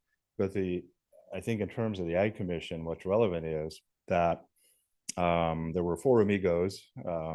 Maybe there's a different description for them, but collaborators that spearheaded the creation of Apple Hill. And one of those was Ed Delfino, the county ag commissioner at the time. The other was Dick Bethel, county farm advisor. I have letters in here from Edio going to the Secretary of Agriculture, California Secretary of Agriculture, requesting clarification if the association in 1964 could be called an association. Dick Bethel, his role in the startup was marketing, marketing, marketing. That was Dick's mantra. And he played a wonderful role in doing that, coordinated marketing workshops, which is a shocking notion for growers in 1965. And as we all know, we had a very robust pear industry. And one of the things that wasn't really that well known is that in 64, we also had 440 acres of apples in the county. The issue with the apple growers is there was no direct to consumer program like we see in Apple Hill today. So the industry was basically hoping that the Placerville fruit growers could pack the fruit and ship it off to a wholesale destination and make a few bucks. My dad always joked that every year he'd send the whole crop, 20 acres of apples, down to PFJ, and he'd get a bill at the end of the year instead of a check. So there was a crisis at the time. The pear industry collapsed and the apple industry was struggling. So the industry were at that moment where you either adapt and make changes and go forward, or if you don't adapt and make changes, as Mr. Darwin said, you get selected out. And so they adopted the farm market program. It's pretty humorous. My dad has notes from the Oak Glen visit he and Delfino made in fall of 63. They modeled Oak Glen. That was the model. My dad wrote here all the articles, plagiarism. We got to steal this. We got to steal that. So we borrowed the idea, and it was a great success. But going forward, it took the entire village, the whole village. And when I say the village, I mean the state government, the county government, our local schools, churches, PTAs. It took everybody to get that big rocket off the ground. Art Court was the DOT director at the time. Ed Delfino did a great job coordinating all the help from the county agencies to get us going. Doug Kramer, the area captain of the Highway Patrol, lived up on Fruit Ridge Road. He worked with Caltrans to get the signage going. The event that put Apple Hill on the map the last year was 1972. They drew 100,000 people over 2 weekends for the Apple Hill Smorgasbord. And there were, you imagine, and it was an outdoor dessert festival at El Dorado Orchards. And I have pictures in here, and anyone from environmental management would probably stroke out if they saw the pictures of outdoor desserts that were being cooked by the people of the local churches, the schools, the whole community chipped in. But the role of the Board of Supervisors was key in the whole process. So it took everybody to make that project work. But it started with leadership of the ag commissioner, Ed Delfino, the farm advisor, Dick Bethel. So we just have this wonderful history of those organizations. So now we pivot to today. Anybody that's been watching our wine industry knows that it's not too dramatic to say that the bottom has fallen out of the wine business. You can't give away wine right now. It's a sad statement that the largest winery in El Dorado is now in foreclosure. The largest winery in the Sierra Foothills region, 76,000 square foot winery facility, 10,000 square foot tasting room over at Amador, 500-acre property, is now for sale. The major Napa winery, third largest winery in America, put up the white flag and said we have to jettison some assets. So that will tell you where we're at. And the other wicked part of the perfect storm is we all know what's gone on after the pandemic. The so-called inputs to agriculture, labor, utilities, insurance. It's just gone, the cost of doing business and for everybody, but particularly for agriculture and labor, it's a labor intensive business, has gone through the roof. So we're back at our 1964 moment of what's the future going to look like. I think conservative estimates in terms of the volume of vineyard ground we're going to lose is probably 500 to 600 acres. Some pessimistic people are putting a number out there of about 1,000 acres. So there's land use implications. What's going to happen to that? All the ground that goes fallow. Are we gonna hold firm and keep our the wonderful ag protections that the Board of Supervisors have adopted over the years in terms of minimum parcel size and all right to farm ordinance and all those just wonderful protections that the board has implemented over the years. So back in '64, the group, the only option was to be tough and resilient and resourceful. And I think we're at the moment now where the Ag Commissioner and the Ag Commission and the industry is going to have to get tough and resourceful and be the best we can be if we all want a viable ag community going forward. So one last thing in terms of the implications of successful ag organization.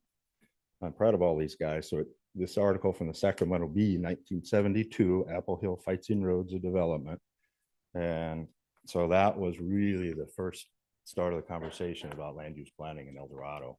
CEQA had been adopted 2 years before, but the rules had changed to really put teeth in CEQA in 1972.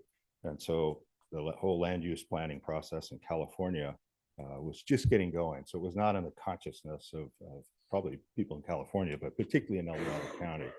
But the leadership people, Ed, Dick, my father, recognized the issue. And it was probably the first ag tour for the county chamber. So the article, my dad quoted, he was the president at the time, "It will take a firm zoning discipline by county officials to protect these areas." And that principle goes forward. And that's part of our Ag Commission job. And we look forward to the challenge of maintaining a strong, viable ag industry. And I know everybody behind me is willing to take that challenge on. So it'll be interesting going forward, but with the board's help and really talented and great ag community, we can do it. So any questions? David, thank you so much. I have to tell you, this was not the presentation I expected. Usually these annual updates are a chance to rah-rah and to celebrate. Yep. This is a sobering presentation. And I have to tell the El Dorado County Youth Commission, these are salt of the earth people. Our ag commissioners and ag community are El Dorado County's, some of El Dorado County's finest, and they represent deep family legacies and commitments to our economy, to our ag industry. And I have the utmost respect for all of you, for your family's contributions and to your contributions and to your kids' contributions that continue. I'm just really sobered by the thought that we are back at that 1964 moment when we had to pivot from a booming pear industry to figure out what was next. And you did, your families did. You figured out the opportunity in apples. And our new crop report represents that our gross crop values the gross crop value of El Dorado County ag community is $80.5 million. I mean, we're talking about a significant industry, and apples represent $23.2 million because their family had the foresight to pivot. And we're out that threshold now. And it's an important cautionary tale for this board going forward is what is the moment demanding of us, and how can we pivot? How can we get creative to figure out what's next? Because every closed door is a new opportunity, and your voice and the voice of your colleagues and community will continue to be critically important as we rely on the depth of your insights to inform our policies. And while I regret that I won't be here on this board, I have full faith in my colleagues to be partners with you, to pivot and to figure out what's next, because the constituents that we represent fiercely celebrate and applaud and want our rural character and that way of life protected. So we're all in this together. Outstanding. And we will need the board support. The good news is the resources are out there. There are models out there. We have an El Dorado County resident. He lives in South Lake Tahoe. Carl Robato put together the strategic marketing plan for the Amador Vintners Association. And just a few months ago, they adopted so-called TBID, Tourism Business Improvement District. It's a collaborative effort to self-fund a marketing effort. And I would guess that the great majority of our wine people today in El Dorado would look at that with from a positive view.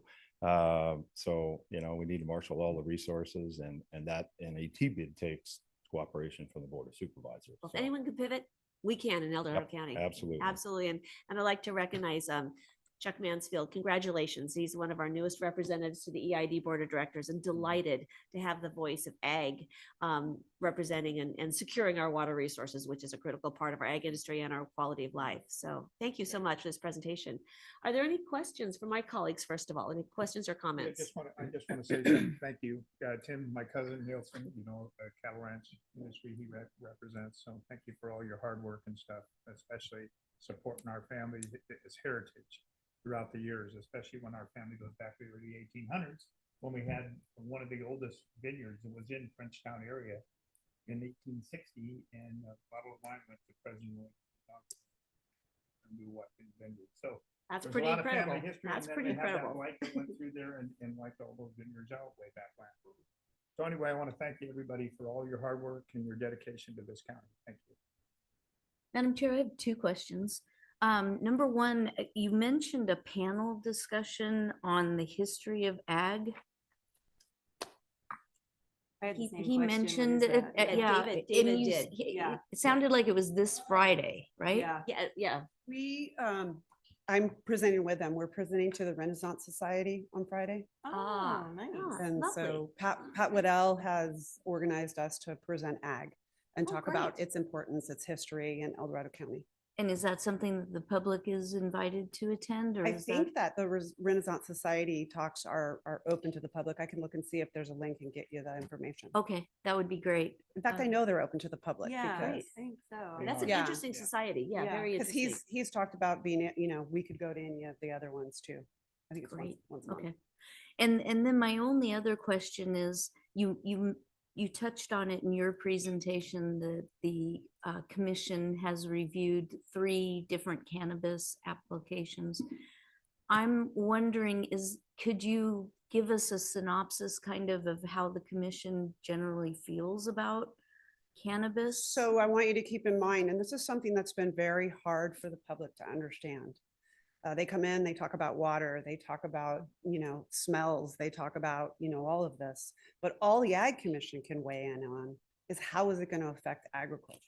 Is it going to cause a problem for the agriculture next door? Is it going to cause a problem for anything like that? So I think generally we will pack the board chambers when one is on the agenda, but it's really, how is it, is having cannabis next door to a walnut farm going to cause problems? We're on fractured rocks, so water really doesn't become a problem. And by right, they could plant almonds, which is one of the most water intensive crops out there. So really they're looking at how is it going to affect agriculture? What's it going to do? And I think generally they found that it's not going to cause an issue for agriculture. But that's kind of how they view it. They're not setting cannabis policy. They're, No, and they're always a recommending body to the Planning Commission. Ranch marketing, that's another one I didn't talk about. Ranch marketing, hemp, winery ordinance, all these updates are coming through the Ag Commission to the Planning Commission and then to you. So we'll be going, I'll be going on Thursday to the Planning Commission with their recommendations from the Ag Commission for ranch marketing and winery ordinance. Well, and I think the chair, used the exact right word, which was sobering. It was sobering, shocking. And it is going to take all of us to stand this up, and it might mean we have to go in a bit of a different direction, but ag is certainly something that I'm the least educated on. So I need the most amount of information possible, but I just really appreciate what the commission does and how hard they work and how passionate they are and how it is a legacy. Their families have been doing this for generations. They're It's very really dedicated. commendable. Very dedicated. And I think we're also hitting a time period now where development is starting to affect ag lands a little bit more. And so they've had some tough issues they've had to deal with. But they're always there. I know that if you ever had a question and you want to talk to one of the specific industry members, they would be willing to meet with you. Thank you for that.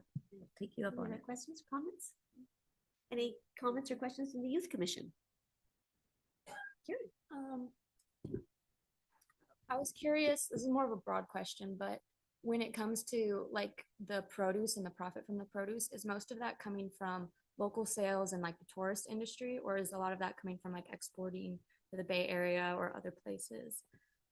So an apple in El Dorado County is not worth the it's not the same price as an apple in, let's say, San Joaquin County, because our apples per pound, really, it looks at agritourism and, you know, people coming into the area. So I think it depends on the crop.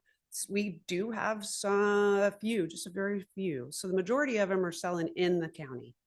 But we do have some that ship outside of the county. We have a producer that ships to Hawaii, peaches to Hawaii, because it's tropical, but they don't grow peaches there. Peaches to Arizona, things like that. I got peaches to the White House. I'm going to brag on Chuck Mansfield. His family's peaches were the dessert at the Obama White House, and his peaches are so good that the dessert on the menu just said, you know, El Dorado County peach, or it wasn't made into a tart or anything else. It was just simple and delicious. So I'm going to brag also. I thought this was fascinating. There's a Seinfeld episode based on his peaches that are shipped to specialty markets in New York. So El Dorado County produce is a big deal. Just saying. So great question. Thank you. All right. Any other comments or questions? All right, let's go ahead. Oh, I'm sorry, Tiffany.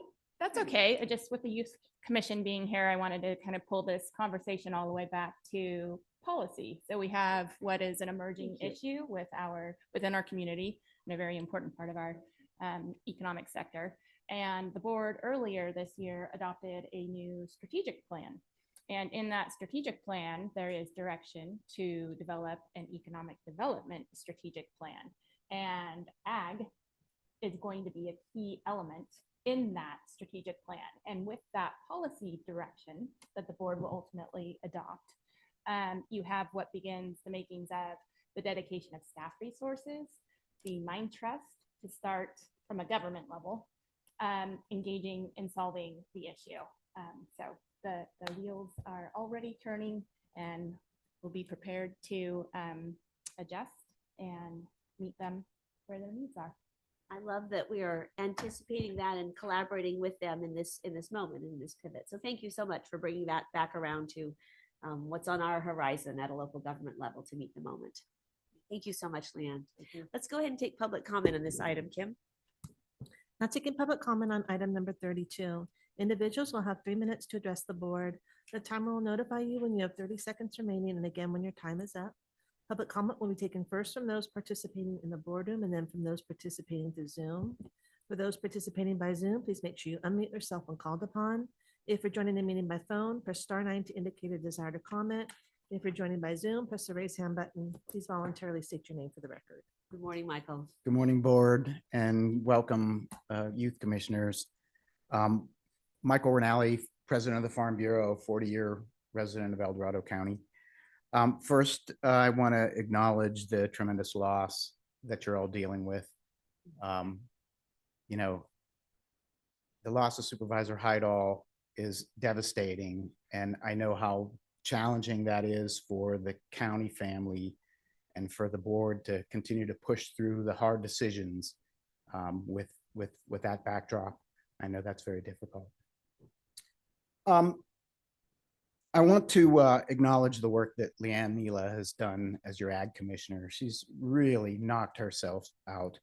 And the work of the ag commission is really important to this county and is fundamental to our county's general plan. You know, there are 4 key goals in the agricultural element of our general plan, and there's 11 implementation items. But I appreciate that our CAO mentioned the economic strategic plan, because, you know, this is like gears that work together. The economic element of our general plan has 2 goals, but it has 48 implementation measures. And those implementation measures recognize that economic development crosses the entire service delivery system. And without a functioning economic development engaged with agriculture, we will not be able to pull out of this tailspin. It's really important. I appreciate Supervisor Lane recognizing her learning curve on agriculture, but we have a really important nexus. It is the visitors that come to our county for recreation and for agriculture that actually have the opportunity to multiply the TOT that you all work so hard to fight over. And so it's really important that we maintain that alliance and help to carry our burden in that process. The agricultural report that you just received last week on your consent item indicates a bounce back year for the agricultural economy. But I really want to stress the underlying indicators that have been mentioned to you. The loss of agricultural lands, the pressure on agriculture from an economic standpoint is tremendous. So those underlying indicators are very disturbing. You know, we need to have strategies around resource management, things like soil and water, carbon sequestration. We need to have strategies around adapting to the climate extremes that we're encountering. All the things that have happened to you in your homes have happened to farmers as well. Thank you again for your time. Thank you very much for your comments and your dedication to ag. Good morning, Commissioner Nielsen. Good morning. Apologize for my look. I barely made it here. You look great. It's just perfect. Okay. Okay. I just wanted to say, I didn't have a chance to speak, but Leanne Mila, since she's been in there, even before she was in there, when she was the Deputy Ag Commissioner, she's always been there for, if one of the commissioners come in there with a problem, if I came in there and said, Leanne, this is important, she was on it, and she took care of it, and she seemed like she followed through clean to the end and made sure it got taken care of. And so I just wanted to say that. And then I appreciate what you said about, you know, needing a lot of information. There are so many people that don't even understand. I can't even count on these 2 hands how many people's come out to our ranch, and we maybe taken them further out, way out. When we run cows over a lot of country, they're at home and they go, I never knew this was out here. And it's like, what do you think was out here? The edge of the earth? And they don't understand. And another thing that they don't understand is the pressure of subdivisions put on, say, grazing land, which is very dear to me. It causes a domino effect. When you have subdivisions put right up next to a cattle ranch open, it puts so much pressure, and people say, well, what pressure?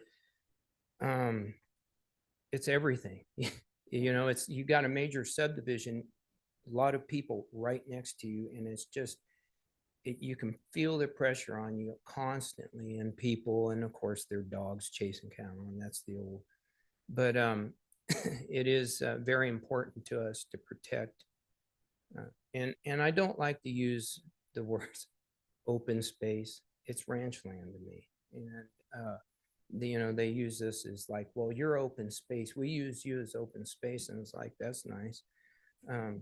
Because our business, and I want to say real quick before I forget, our cattle, we sell beef off the ranch a little bit, but the majority of our cattle are sold off, out of the county, go through sale yards. Sometimes private buyers come in, stuff like that. But all the money stays right here. And all of our, you practically have to have a gun to my head to get me to go below Shingle Springs to shop. So all the money, we try to spend it all right here as much as we can in Placerville. And my family's been here since 1876. Thank you, but I just wanted to make sure y'all knew how we felt about me. We sure appreciate your commitment, your legacy, and your gracious comments, totally. And we agree with you. She's incredible. It's been such a blessing to the ag community and to the board.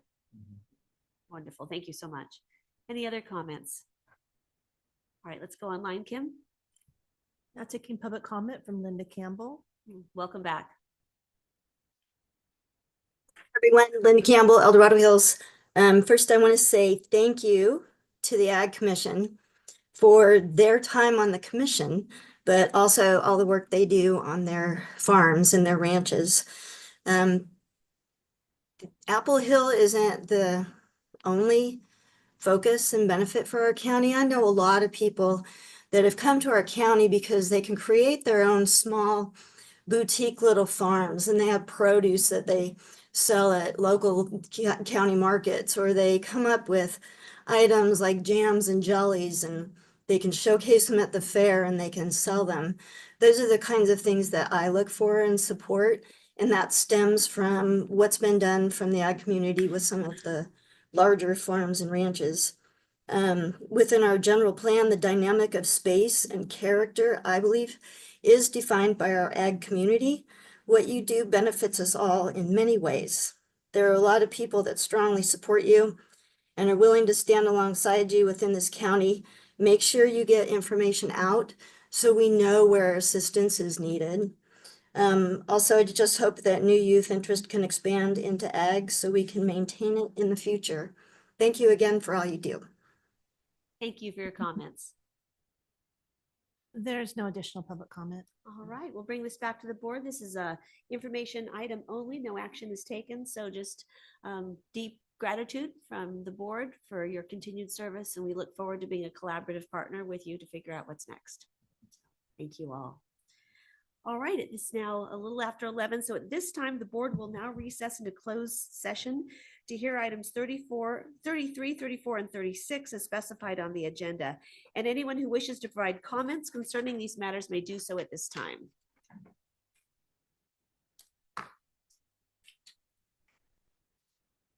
Taking public comment on closed session items. Individuals will have 3 minutes to address the board. The timer will notify you when you have 30 seconds remaining, and again when your time is up. Public comment will be taken first from those participating in the boardroom and then from those participating through Zoom. For those participating by Zoom, please make sure you unmute yourself when called upon.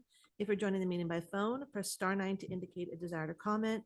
If you're joining by Zoom, press the raise hand button. Please voluntarily state your name for the record. Not seeing anyone in the boardroom. Now taking public comment from online participants. There is no public comment. All right, so the board will be back at 1 o'clock for open forum.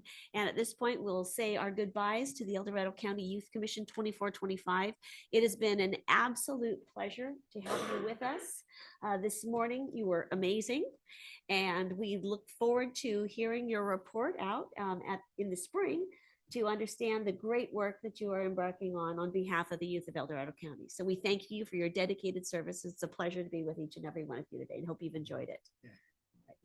Thank you. We'll be back for open forum. Thank you. Welcome.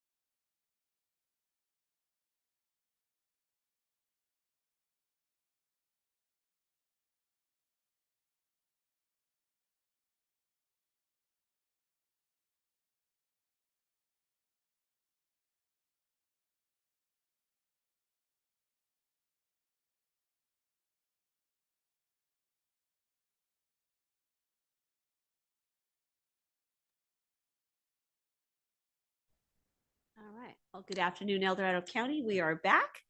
And we will now, oh, actually, first of all, County Council, did we have any reportable action from closed session? Thank you, Madam Chair. The board's not yet completed its closed session agenda, and there's no action to report out. All right, very good. Thank you. All right, with that, we will now move into the open forum portion of our meeting. So Kim, can you please open that up? Now taking public comment on open forum, individuals will have 3 minutes to address the board. The timer will notify you when you have 30 seconds remaining and again when your time is up. Public comment will be taken first from those participating in the boardroom and then from those participating through Zoom. For those participating by Zoom, please make sure you unmute yourself when called upon. If you're joining the meeting by phone, press *9 to indicate the desire to comment. If you're joining by Zoom, press the raise hand button. Please voluntarily state your name for the record. Would anyone like to speak for open forum? Come on down. Good afternoon. Hey, Steve, turn on that microphone when you get there too, okay?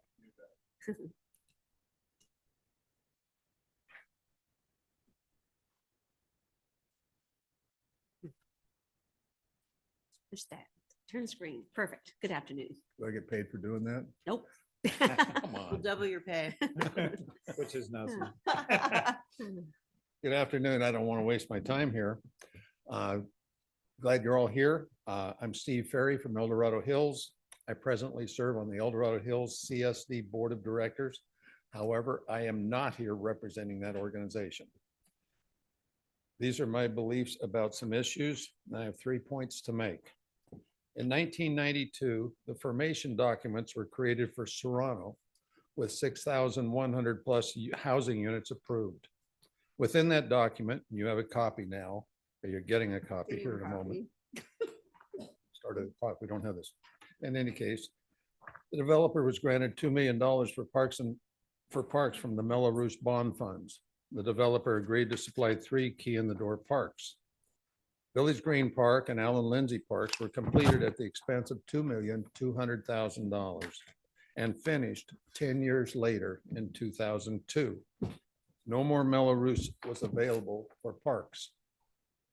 The residents of Serrano and the real estate industry are now starting to find out that they don't have any pickleball courts or tennis courts or pool or community center.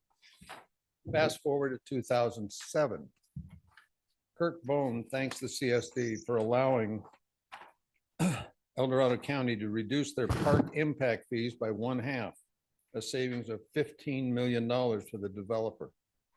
Of course, I'm hoping that the developer will spend this $15 million savings on a third park known as Village J, Lot H Park. A third park was considered in a settlement between El Dorado County and the El Dorado Hills CSD. The El Dorado Hills CSD was deeded the Quimby required land of 12.525 acres and $3.5 million from the dedicated CFD funding, i.e. Mello-Roos.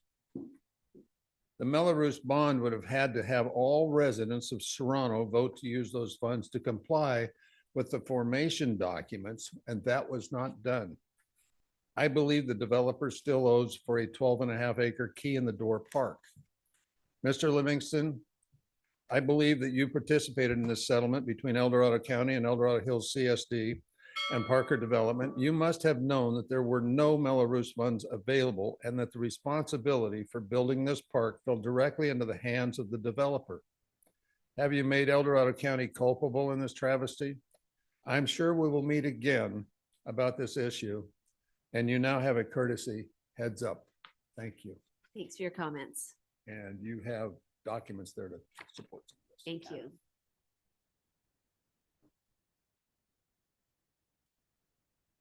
Good afternoon. Good afternoon. Dean Getz, El Dorado County taxpayer. Last I was here, I brought to your attention that Supervisor Lane had been backed by Parker Development Company vis-a-vis the El Dorado County Chamber, El Dorado Hills Chamber of Commerce. And that $19,000 mailer was done and how those pieces fit together. And I further identified that it appeared that Planning Commissioner Harkin, who sat at the behest of Ms. Lane, ousted him as it relates to questions about Serrano's Mello-Roos bonds, of which the prior speaker mentioned that there are issues with the Serrano Melrose bonds and the administration of those bonds. Specifically, I find it interesting that Auditor Controller Harn, who would be responsible for administering those bonds, is prominently featured on Miss Lane's postcard mailing, the $19,000 mailing I was mentioning before that was funded by the Parker Development Company, among others. As some of you that read your emails would know, I've been writing directly to the county's auditors, I mean the external auditors. Those auditors are now being told that there are problems as it relates to the county's external audits, to and including those audit reports fail to identify the community facilities districts as independent fiduciary units, whereby the money is not your money. It's not the developer's money. It is the taxpayer's money. Has to be accounted separately, and you annually do an SB 165 report. I'm going to show you that Mr. Harn, who's bringing you that 165 report at the next meeting, where he's going to be late because he historically brings it the first week of December and it's due by year end. So let me say, this is coming to you for 2024 at the next meeting. It's highly likely. Reported that in the 99 series and the 2004 series that the initial deposit was $23.9 million in 2012, and that the balance was expended. It was down to $150,000. Last year's report shows the same $23,950,000 was initial deposit for the refinancing bond issue. The problem is that the $23,950,000 is a false reporting, and it's this easy to identify.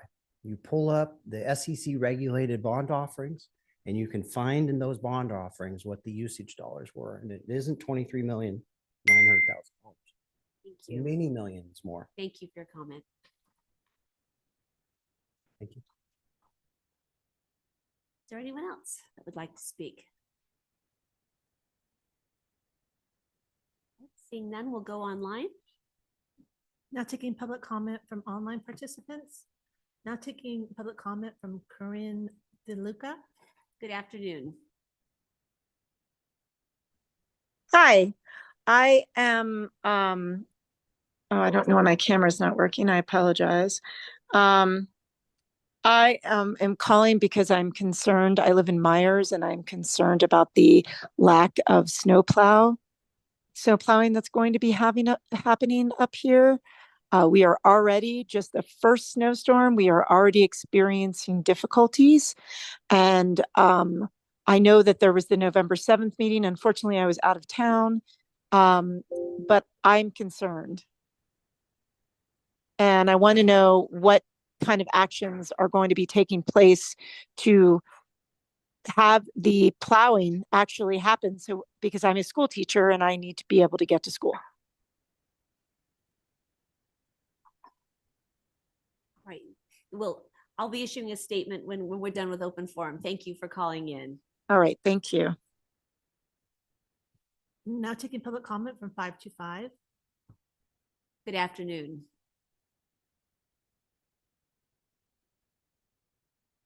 Can you unmute yourself? There you go.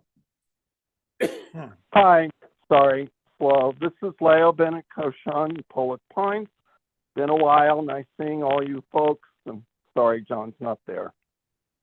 I'm also phoning about the snow removal.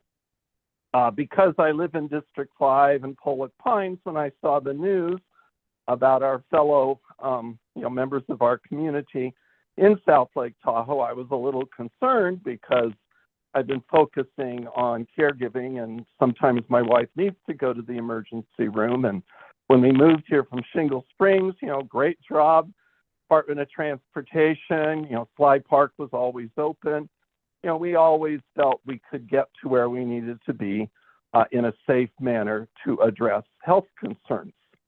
I'm surprised, if I'm understanding it right, pleasantly, but concerned that even though I live, in Pollock Pines, District 5, this is the West Slope, and it's a different service area, if I understand things correctly. And we most likely will continue with the excellent service of both day and night, because folks in El Dorado, which, I'm sorry, they're not blessed with snow, but they get to share their staff and they come up here to rotation to do the night crew, if I understand the webpage correctly. I urge you, and Brown Act says that you can briefly respond to a question or statement. So my question is, both prior call and my call, how are you going to address this great safety concern? And I really feel that it should be committed today, that it will be on the agenda, because time is of the essence. I looked up the weather. This is a La Nina season, and snowfall could, you never know about Mother Nature, but it could be substantial. So I do hope that you're able to figure out a solution. I read in the paper that the city of South Lake Tahoe is willing to work and have more applicants than they need for their jobs. So I just really trust that you'll provide the support to your district, to your Department of Transportation, and will return to safe winters for everybody in the county. Thank you for taking my comments. Thank you. There's no additional public comment. Right. Thank you for calling in, everyone, and for being with us. I would like to offer a brief statement on the issue of snow removal, recognizing that it's a concern to many folks in the Tahoe Basin. I just would like to reiterate that the issue of snow removal in the Tahoe Basin is far more complicated than simply providing a raise to this subset of employees in this particular bargaining unit and to attract additional people to these positions.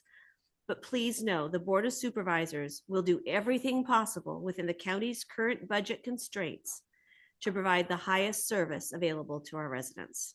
So this is an ongoing issue. So thank you all. All right. So with that, we will move on to our last item of the day that we haven't gotten to, and that is item number 26. Kim, can you please open that item? Yes. Item 26 comes from the Human Resources Department, recommending the board, 1, approve and authorize the chair to sign the revised salary and benefits resolution for unrepresented employees. 2, approve and authorize the chair to sign a resolution to A, revise the salary schedule, B, provide one-time management and special leave cash out opportunity, C, provide a one-time lump sum payment for specified confidential unit positions, and 3, approve the introduction of an ordinance amending El Dorado County Ordinance Chapter 2.06 Board of Supervisors Conduct of Business and Compensation. 4, approve the introduction first reading of an ordinance amending El Dorado County Ordinance Chapter 2.14 Appointed Officers and Department Heads to redesignate the Public Health Officer as an appointed department head. And 5, direct the Human Resources Department and Auditor Controller's Office to administer and implement the associated changes. There's a lot here. It's a lot. Good afternoon, Joey. Good afternoon. You said it so good. Why am I here? Joey Carrasco, Human Resources. I'm going to go through those items that Kim touched on and several additional items that I want the board to be aware of. And I'm going to refer to my notes, so please excuse me. I don't want to miss anything or speak out of turn. But Human Resources is bringing the updated salary and benefits resolution to the board for consideration, along with a few other recommendations for you to consider. So I'm going to kind of do this in 2 parts. Part 1 is the changes to the salary and benefits resolution. And there's 7 items here. So 1, we're looking to create a formal linkage between our surveyor and the recorder clerk. And so we're going to make their salaries the same and put their salaries or set their salaries at 10% below the assessor. Number 2, we are looking to tie the chief probation officer salary to the same increases as those given to other Charter 504 classifications in order to keep that classification competitive with other law enforcement department heads. 3, we are requesting to restore what's called EPMC, and that stands for Employer Paid Member Contribution. So for some of our department heads who don't get that EPMC, we're asking, they did many, many years ago, but they gave it up. we are asking to reinstate that for department heads.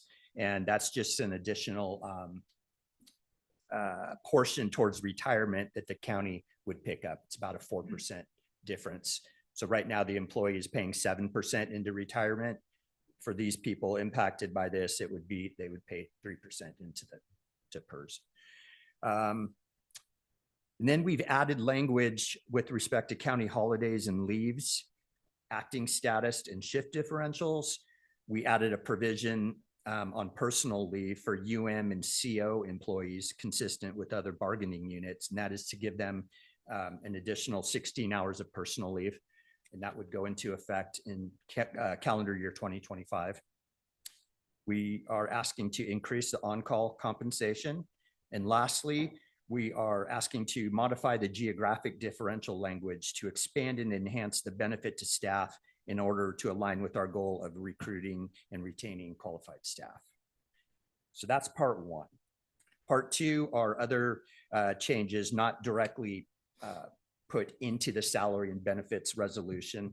And that is, I'll start with one, the big one is 3% base salary increase for all classifications. And we're just talking about unrepresented folks. These are folks that aren't part of any bargaining unit, union.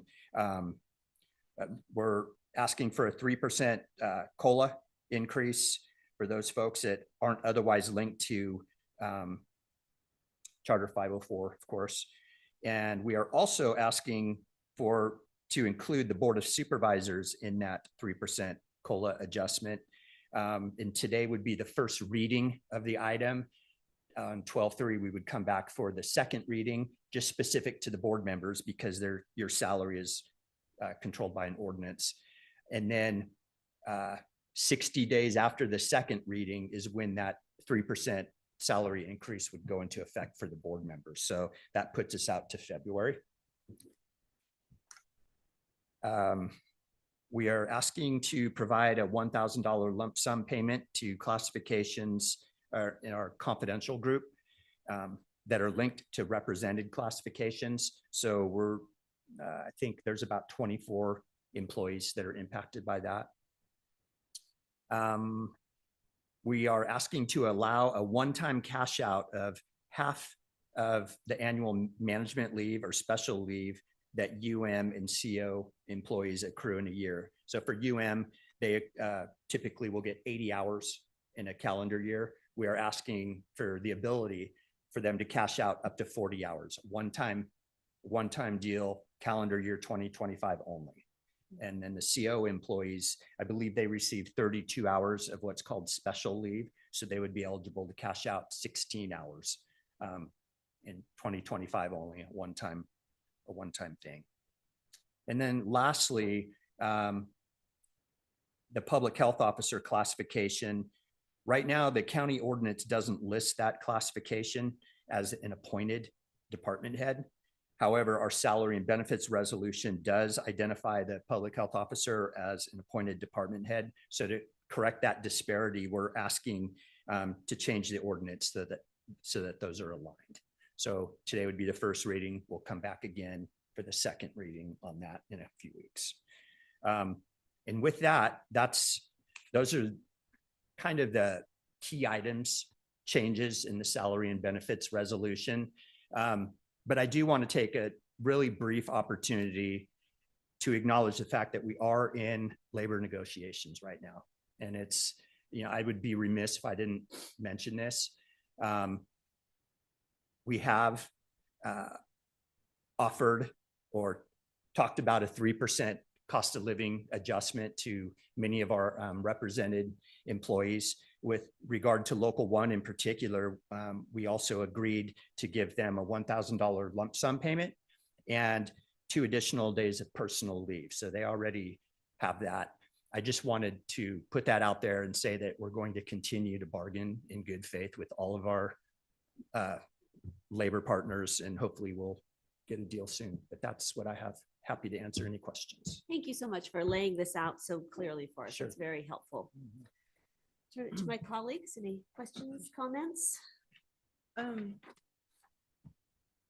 Right. So kind of going back to your statement, Chair Thomas, about, with the snow removal statement that, labor negotiations are complex. And we do have many different groups that we're negotiating with right now, as you said. And with that, the offer to the groups this year for the 3% COLA is what fundamentally is here in this offer with our unrepresented employees. And so I know that the negotiations, we're in the works right now, but with this particular item today, there was some concern that the Board of Supervisors is in here. And it's always difficult when we give ourselves a raise. It just is. We did it 2020 is that the last time we did it? And that was after, I think they said 14 years the board hadn't given itself a raise because it is so awkward. Yeah. But with that, I really don't want to further delay our unrepresented employees from getting what's laid out in here. But I do totally understand the sensitivities of the board giving itself a raise, given the negotiations we're in now. So in my mind, if my fellow board members are okay with it, I'm thinking that it would be in our best interest as a county as a whole to go ahead and move this item forward and but pull out, I believe in this list in the agenda item, it's item 3 yeah. that is specifically regarding the Board of Supervisors. And I'm okay, if I think if the full board is delaying the board giving itself a raise until our negotiations as a whole with all of our groups is, I don't know if the right word is further along or completed or whatever, but the bottom line, I don't mind if we go last. But I don't want to hold up the rest of it for unrepresented employees because they were offered the same 3% that the other groups were. Does that kind of make sense? Absolutely. Yeah, thank you.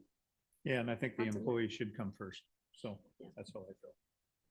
I think that's a very sound course Yeah. of action, especially given our constrained budget. I think Right. Yeah, that's a very much we so. should be last. I agree. Okay. Thank you, Joey. Any other Absolutely. questions or comments regarding that? No. Yeah. All right. Thank you. Let's Thank you. go ahead and take public comment on this item. Now taking public comment on item number 26. Individuals will have 3 minutes to address the board. The timer will notify you when you have 30 seconds remaining and again when your time is up. Public comment will be taken first from those participating in the boardroom and then from those participating through Zoom. For those participating by Zoom, please make sure you unmute yourself when called upon. If you're joining the meeting by phone, press *9 to indicate a desire to comment. If you're joining by Zoom, press the raise hand button. Please voluntarily state your name for the record. Good afternoon. Actually, it's on. Good afternoon. I'm Jen Romaldi, President of the El Dorado County Employees Association Local 1. Board members, today as students shadowed you to learn from your experience, I want to encourage you to also take the time to shadow your own employees and learn from them how the county's day-to-day operations truly function. Spend a day with our social workers, our eligibility workers, our sheriff's security officers, our librarians, and many, many others. I guarantee it's going to be a very eye-opening experience for you guys to see the dedication of these individuals, many of whom still struggle with low wages, some even facing homelessness and also relying on welfare, yet remaining committed to serving this community. Our employees work tirelessly to keep this community functioning, delivering the essential services that you mandate. And yet here we are 16 months into negotiations, approaching 1 year without a contract, while today's agenda item proposes raises for the board and upper management. This is disheartening to our employees, sending a loud and clear message that this board values itself and upper management more than those that provide the hands-on services. You may say that this decision is about balancing the budget, but actions speak louder than words. You've offered Local 1 employees the same 3% as you've offered unrepresented management and yourselves. But let's be real, 3% looks a whole lot different when you're earning 50 plus an hour compared to those making 20 to 25 an hour. 3% doesn't even begin to address the rising costs of living and inflation. Good employers prioritize their lowest paid workers, those who directly serve the community. But this board has chosen to prioritize itself and upper management time and time again.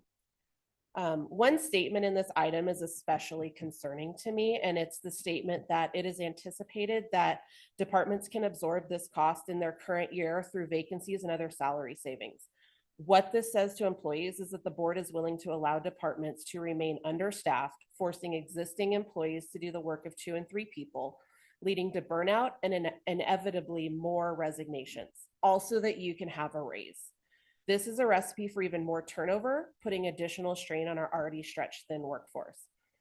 Board members, I keep hearing you say you care deeply about our employees, but that's not getting pushed down to the lowest level. All I hear from my members is that no, they don't. And your actions, or rather your inactions, continue to prove them right.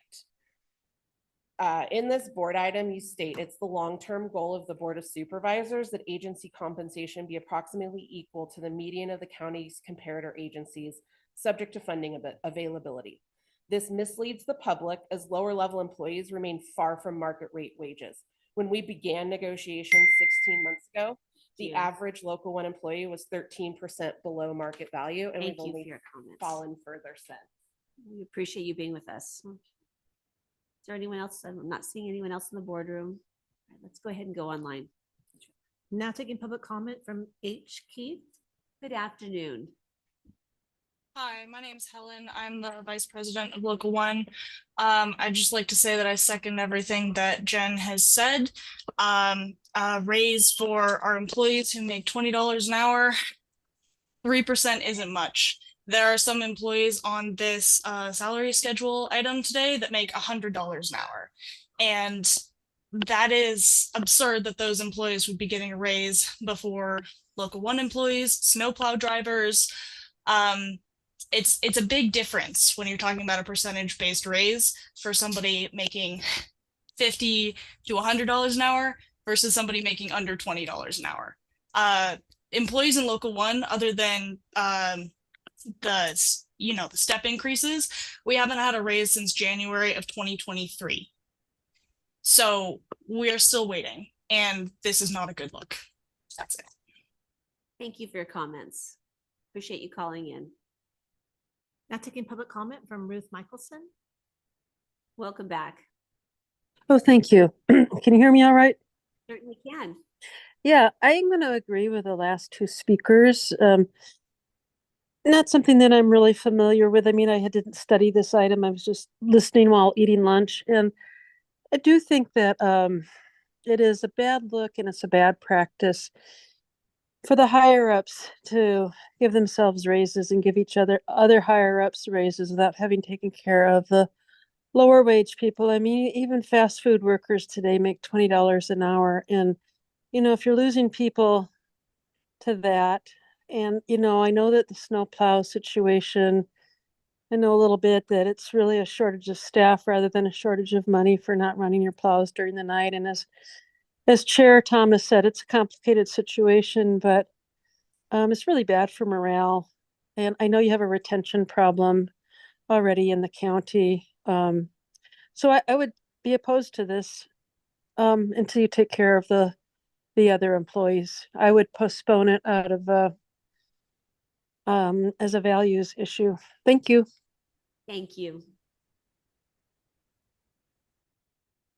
There's no additional public comment. All right, we'll bring this back to the board. And as was noted, labor negotiations have been going on for a while, and we hope we can come to a resolution. And it's a very complex issue. So we appreciate your thoughts, and this board and our staff remains committed to doing the very best we can for our employees within our resources. So what is the will of the board on this item?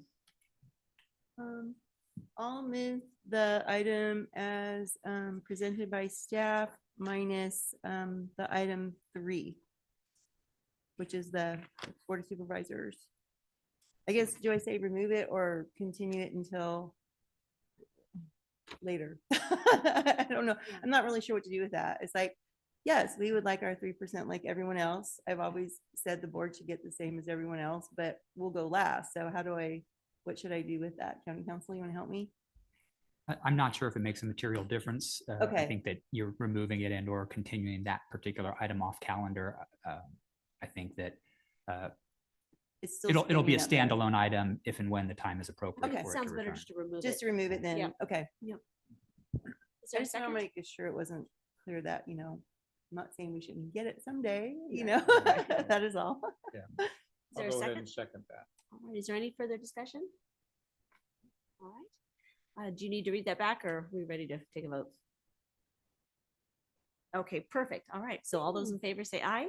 Aye. Motion carries unanimously. All right. Thank you very much. So that is actually the end of our board items, except we did not finish our closed session. So we will now recess into closed session and finish up those items and then be back for board member updates and CEOs updates, unless, does the board want to do updates now? Does anyone have much? You guys No. have A little much? bit.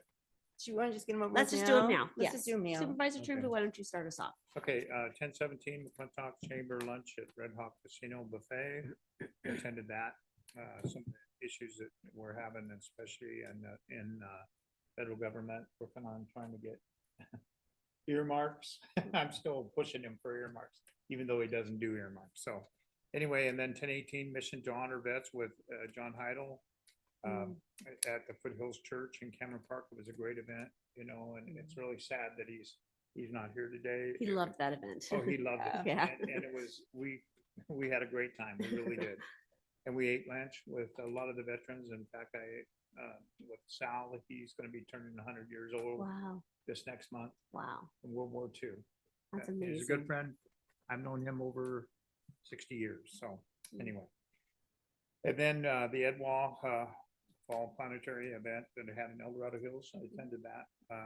And then the chamber lunch at Red Hawk, and then Edwall meeting with McClintock, discussing water rights, which is we're working on the county, and thanks to you and Lori and stuff like that, pushing that for the water agency. So thank you for that. And then 11 for the new employee orientation I attended. And then we had the Colorado Hills Chamber Biz Builder Buffet event. So anyway, that's all I have. Very good. Supervisor Lee? I'll just mention a couple of things, working hand in hand with the Tahoe Transportation District to move forward the transit JPA that we just recently agreed to venture into with the city of South Lake Tahoe. Also wanted to mention that I attended OES simulation of a disaster up in Tahoe and how everybody would work together, and the county was significant in their attendance and their leadership. So they just did a great job. Attended the Veterans Day events up in Tahoe. Thank you for the proclamation. That went over very well. And then, of course, I drove through a snowstorm yesterday to get here. So winter is showing its face. I also would be remiss not to mention the fact that we did have a public forum up in Tahoe to discuss snow removal and some of the staffing issues that we're having. And it was well attended. I made a very big mistake in that I did not inform our Chief Administrative Officer of our putting together this meeting. And I want to apologize to you publicly, and that's a mistake I'll never make again, promise there. But anyway, we're addressing those problems and looking forward to either a light winter or some staff. Or both. Or both. Yeah. Both would be good. Both would be great. Thank you. All right, thank you. Let us know how you arrange the weather. Okay, I'll work on that. All right. And speaking of weather, just the only thing I have to highlight is our Veterans Day ceremony on the West Slope. It was quite a day, actually. The storm hit just as the Veterans Day ceremony was about to begin, and Cindy and I were getting ready to go out to the monument, and it just started dumping. And so all folks came from the monument, and they were crowded in this archway, and I saw the organizers and promoters of the Veterans Day ceremony and asked them what their plan was, and they didn't know. I said, well, I have keys to the kingdom, so let's just go inside. And so I did reach out to our CEO and let her know I was making an executive decision. And then Cindy got on the phone with Kim. Thank you so much for being available. And they in about 5 minutes got this AV system up and the monitors working, and we started almost on time. And it was actually quite a really special ceremony. If you can imagine, do not tell the fire department, the fire marshal, because that 86 we far exceeded. And it was, packed house, standing room only. Our El Dorado County loves our veterans so much that we had a huge crowd, despite the fact that it was pouring down rain. And so it was standing room only in the board chambers, standing room only out in the foyer and out into the breezeway. Just enough room for the Boy Scouts and the flags and the Girl Scouts and the Daughters of American Revolution to do their parade and come up here with all of the flags. And it was a greased machine, and it was a really spectacular day. And Cindy did a phenomenal job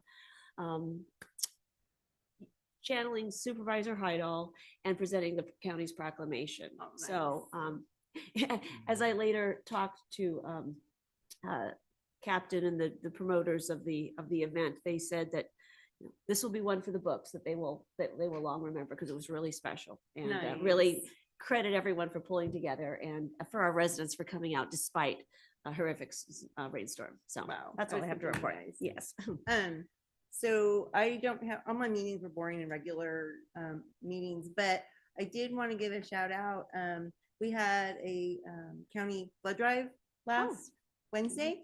And I just want to, say thank you to Julianne Melchor. She has taken the reins of the blood drive. Our county's attendance over the last few years had really dwindled, and the blood, I'm gonna call it the blood center, I can't think, Vitalent is our now blood center, was thinking of canceling El Dorado County as a donor center because our numbers had just tanked. And part of it was due to, what's that, what did they call it over COVID? The great, everybody was retiring, and then COVID and all that. And so our donor base was just down to nothing. And Julianne, and this is when I was still attending the Cemetery Advisory Committee, we would talk about it. And I used to be an avid blood donor back in the day. So I encourage her to work with Carla. Carla Haas has done an amazing job of getting the word out to people at the county. And my understanding is our drive last week was the best one we've had in years. Oh, and we're going to wonderful. continue working on building that, because I think it's, and I totally appreciate the fact that not everybody can donate blood. They just can't. So those of us that can and are available, really appreciate that they take the time to do it. So, and I met a bunch of people out in the mobile van. It was really fun hanging out there with everyone. So anyway, I just wanted to do a big shout out because Julianne's really poured her heart into that, and I appreciate it. Oh, that's great news. Thank you so much. Our CAO. So with that, we'll recess into closed session. Thank you for being with us today.